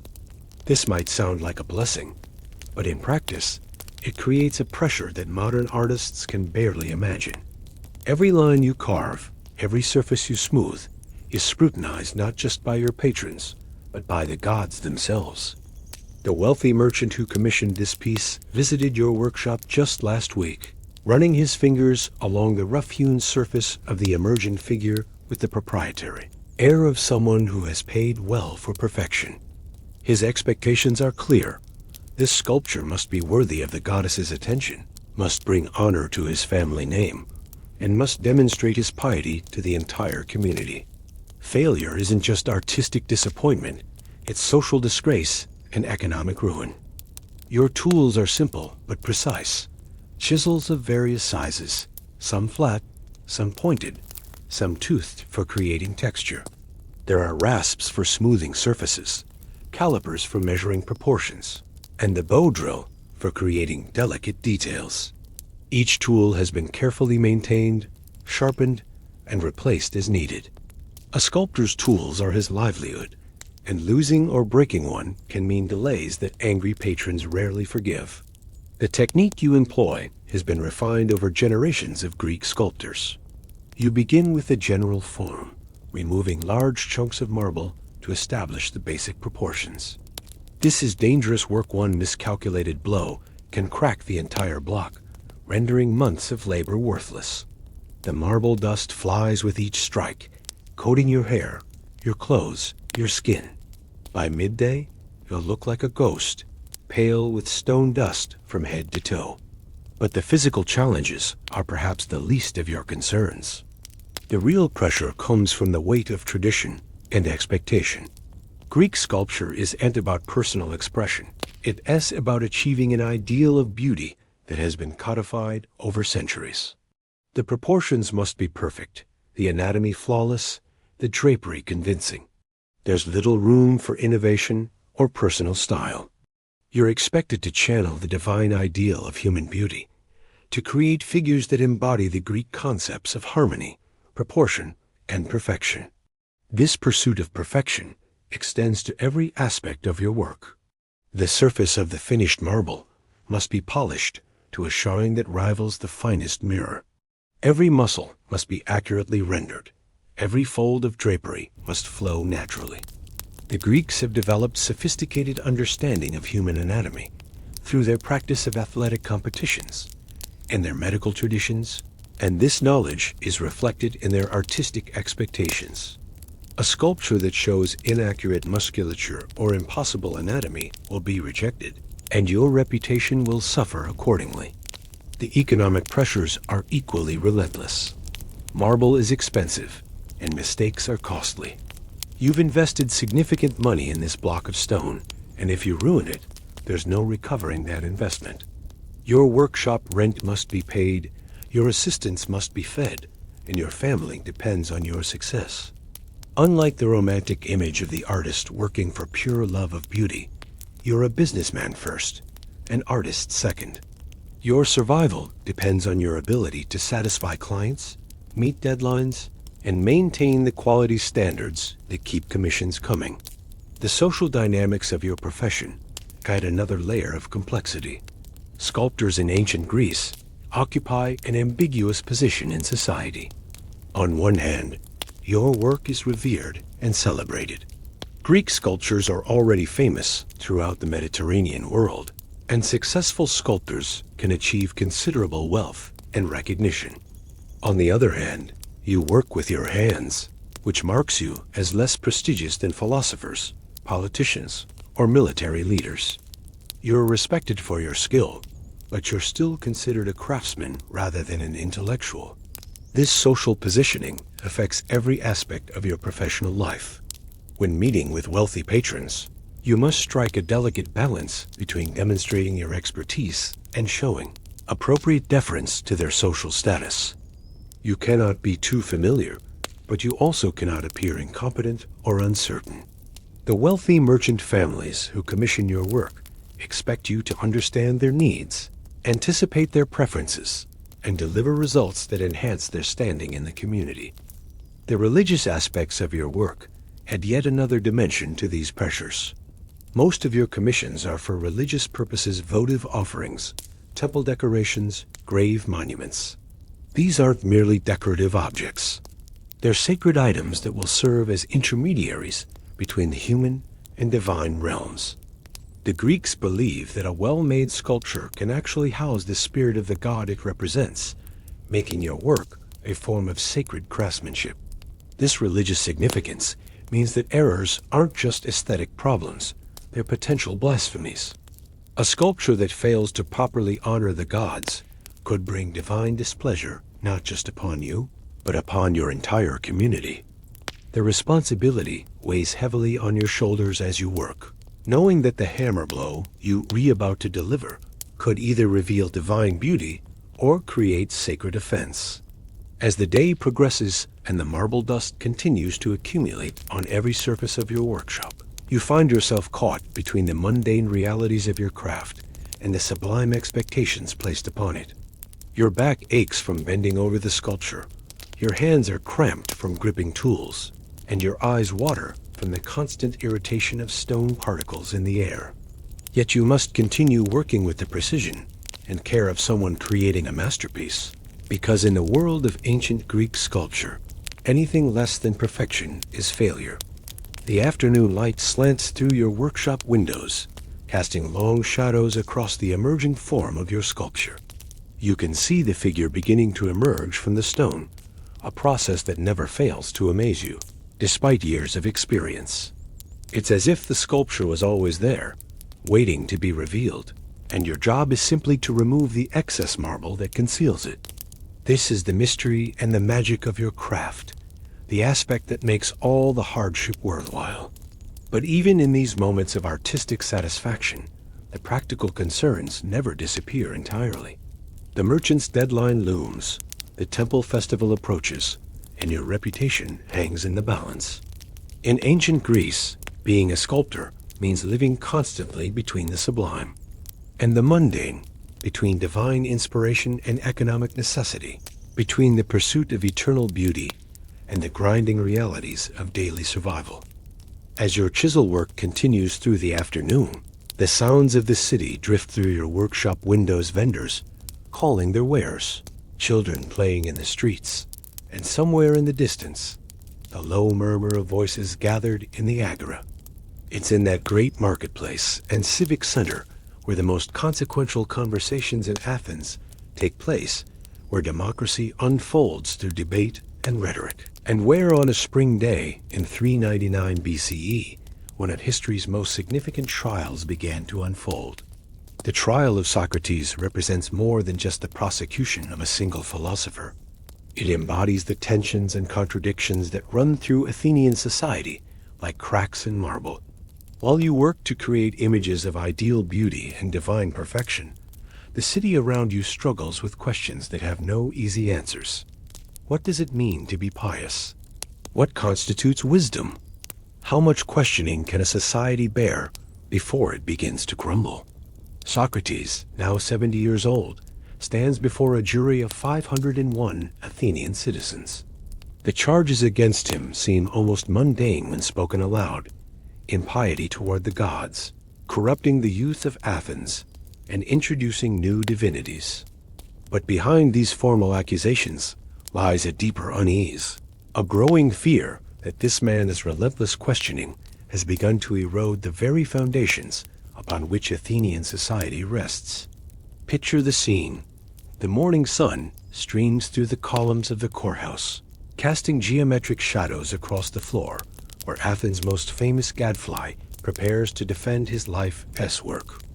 The jurors, citizens drawn from across the social spectrum, including men much like yourself, shift restlessly on their wooden benches.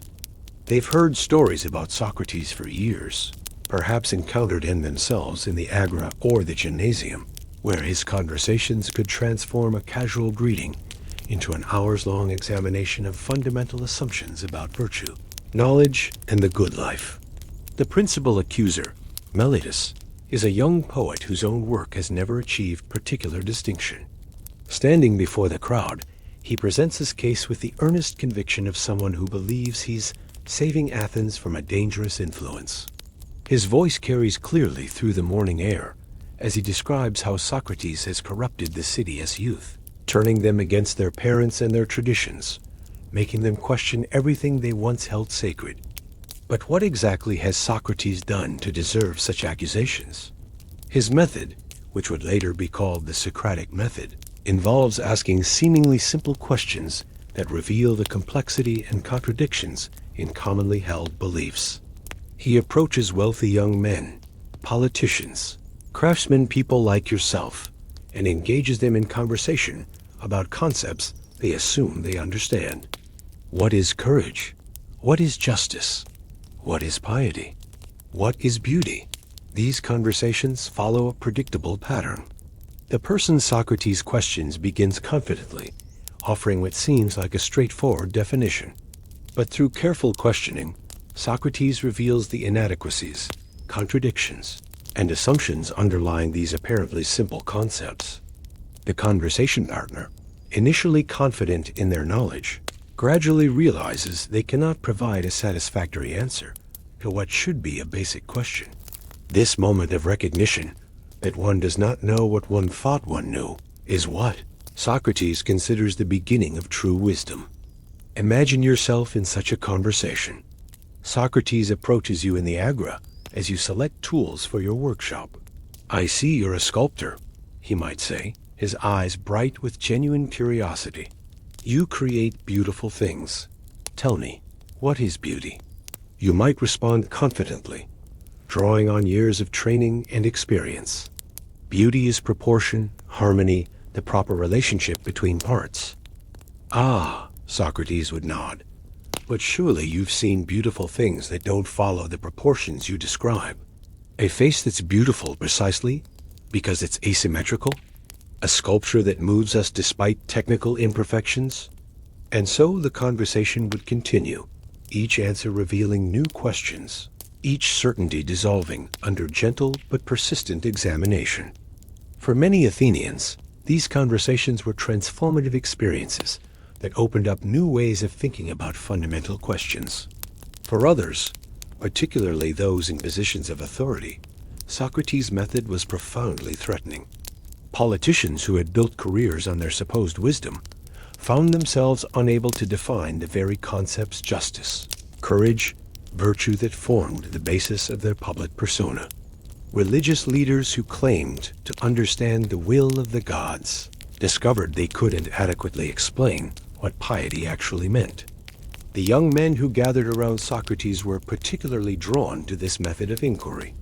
Coming from wealthy families with leisure time for philosophical discussion, they delighted in applying Socratic questioning to their own lives and relationships.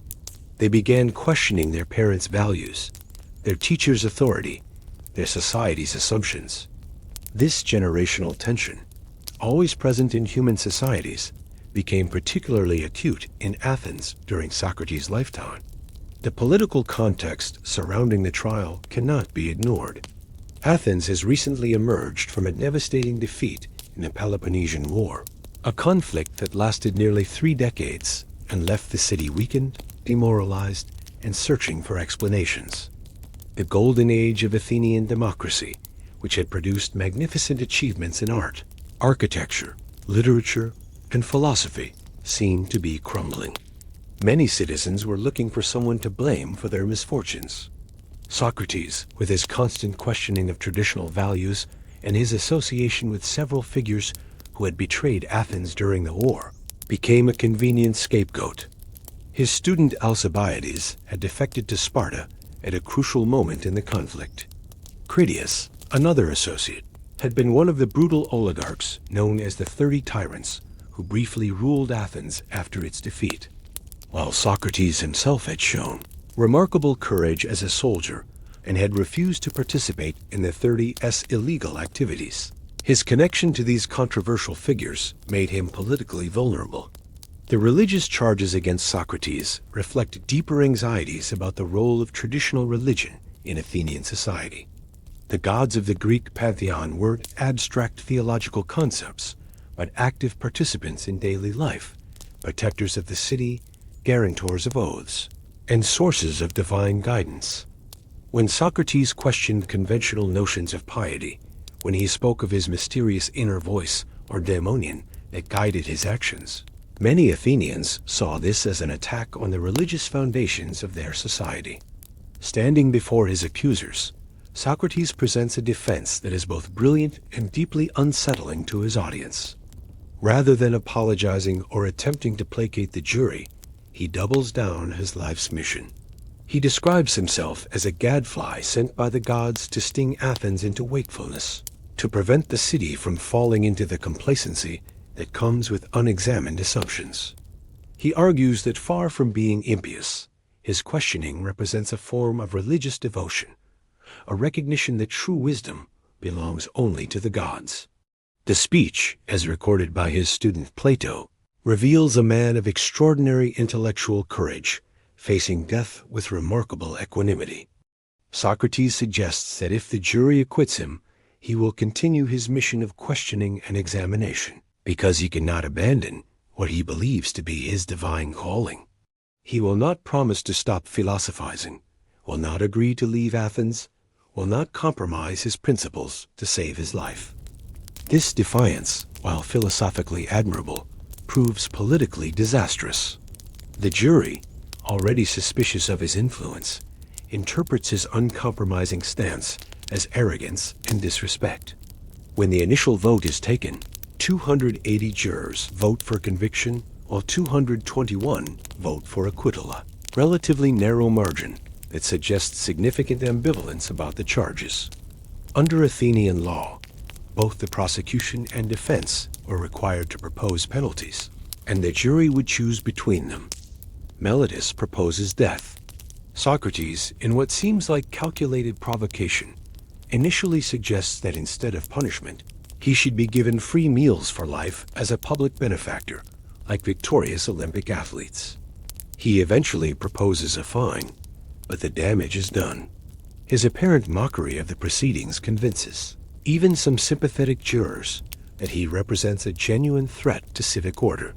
The final vote for the death penalty is more decisive than the initial conviction, 360 to 141. The jury that might have been content with exile or a substantial fine feels compelled to impose the ultimate punishment on a man who seems unwilling to acknowledge the seriousness of his situation or show appropriate remorse for his actions. The month between Socrates' conviction and execution passes slowly, filled with visits from friends and students who urge him to escape. Arrangements have been made, guards have been bribed, ships wait to carry him to safety in exile. But Socrates refuses all offers of rescue, arguing that to flee would be to betray everything he has taught about justice, virtue, and the importance of living according to one's principles, rather than merely preserving one's life. During these final weeks, confined in the prison that sits near the Agora, where he spent so many years in conversation, Socrates continues to discuss philosophy with his visitors. These conversations, later recorded in Plato's dialogues, explore questions of immortality, the nature of the soul, and the relationship between wisdom and virtue. Even facing death, Socrates maintains his characteristic method of inquiry, using questions to explore the deepest mysteries of human existence. The execution itself takes place at sunset, as prescribed by Athenian law. Socrates drinks the hemlock, a poison derived from a plant that grows wild throughout Greece, surrounded by his closest friends and students. The scene, as described by Plato in the Phaedo, is remarkably calm and dignified. Socrates uses his final hours to comfort his grieving companions, discussing the possibility of an afterlife where he might continue his questioning of great figures from the past. As the poison takes effect, beginning in his feet and gradually spreading through his body, Socrates maintains his composure and continues talking until the very end. His final words, asking a friend to sacrifice a rooster to Asclepius, the god of healing, have been interpreted in countless ways by subsequent generations of philosophers. Perhaps he saw death as a cure for the disease of ignorance, or perhaps he was simply attending to a forgotten obligation with characteristic precision. The immediate aftermath of Socrates' execution reveals the complex emotions his trial and death evoked in Athenian society. Many citizens who had supported his conviction began to feel regret, recognizing that they had killed a man whose greatest crime was asking difficult questions. The young men who had been his students scattered, some fleeing Athens entirely, others, like Plato, dedicating their lives to preserving and developing his philosophical legacy. The trial and execution of Socrates represents a fundamental conflict between individual conscience and social conformity, between the pursuit of truth and the maintenance of stability, between the philosopher's commitment to questioning and the citizen's obligation to accept communal values. These tensions, which played out so dramatically in ancient Athens, continue to resonate through every subsequent society that has struggled to balance intellectual freedom with social cohesion. In the workshops and marketplaces of Athens, life continues much as before. Sculptors like yourself continue to chip away at marble blocks, pursuing ideal beauty while navigating the practical demands of patrons and society. But something has changed in the intellectual atmosphere of the city. The man who spent his life demonstrating that wisdom begins with acknowledging one's ignorance has been silenced, not by argument or evidence, but by the collective decision of his fellow citizens that some questions are too dangerous to ask. The irony is profound and lasting. Athens, the birthplace of democracy and rational inquiry, has executed its most committed practitioner of both democratic discourse and rational examination. The city that prided itself on intellectual achievement has killed its greatest teacher. The society that celebrated wisdom has destroyed the man who best embodied the pursuit of wisdom. As evening approaches and the sounds of the city begin to quiet, the implications of Socrates' trial continue to unfold like ripples from a stone thrown into still water. His method of inquiry, his commitment to intellectual honesty, and his willingness to die rather than compromise his principles will influence thinkers for centuries to come. But in the immediate aftermath of his execution, Athens has lost something irreplaceable, a voice that reminded citizens that the unexamined life is not worth living, that true wisdom begins with humility, and that the pursuit of truth sometimes requires the courage to question everything, even at the cost of one's life.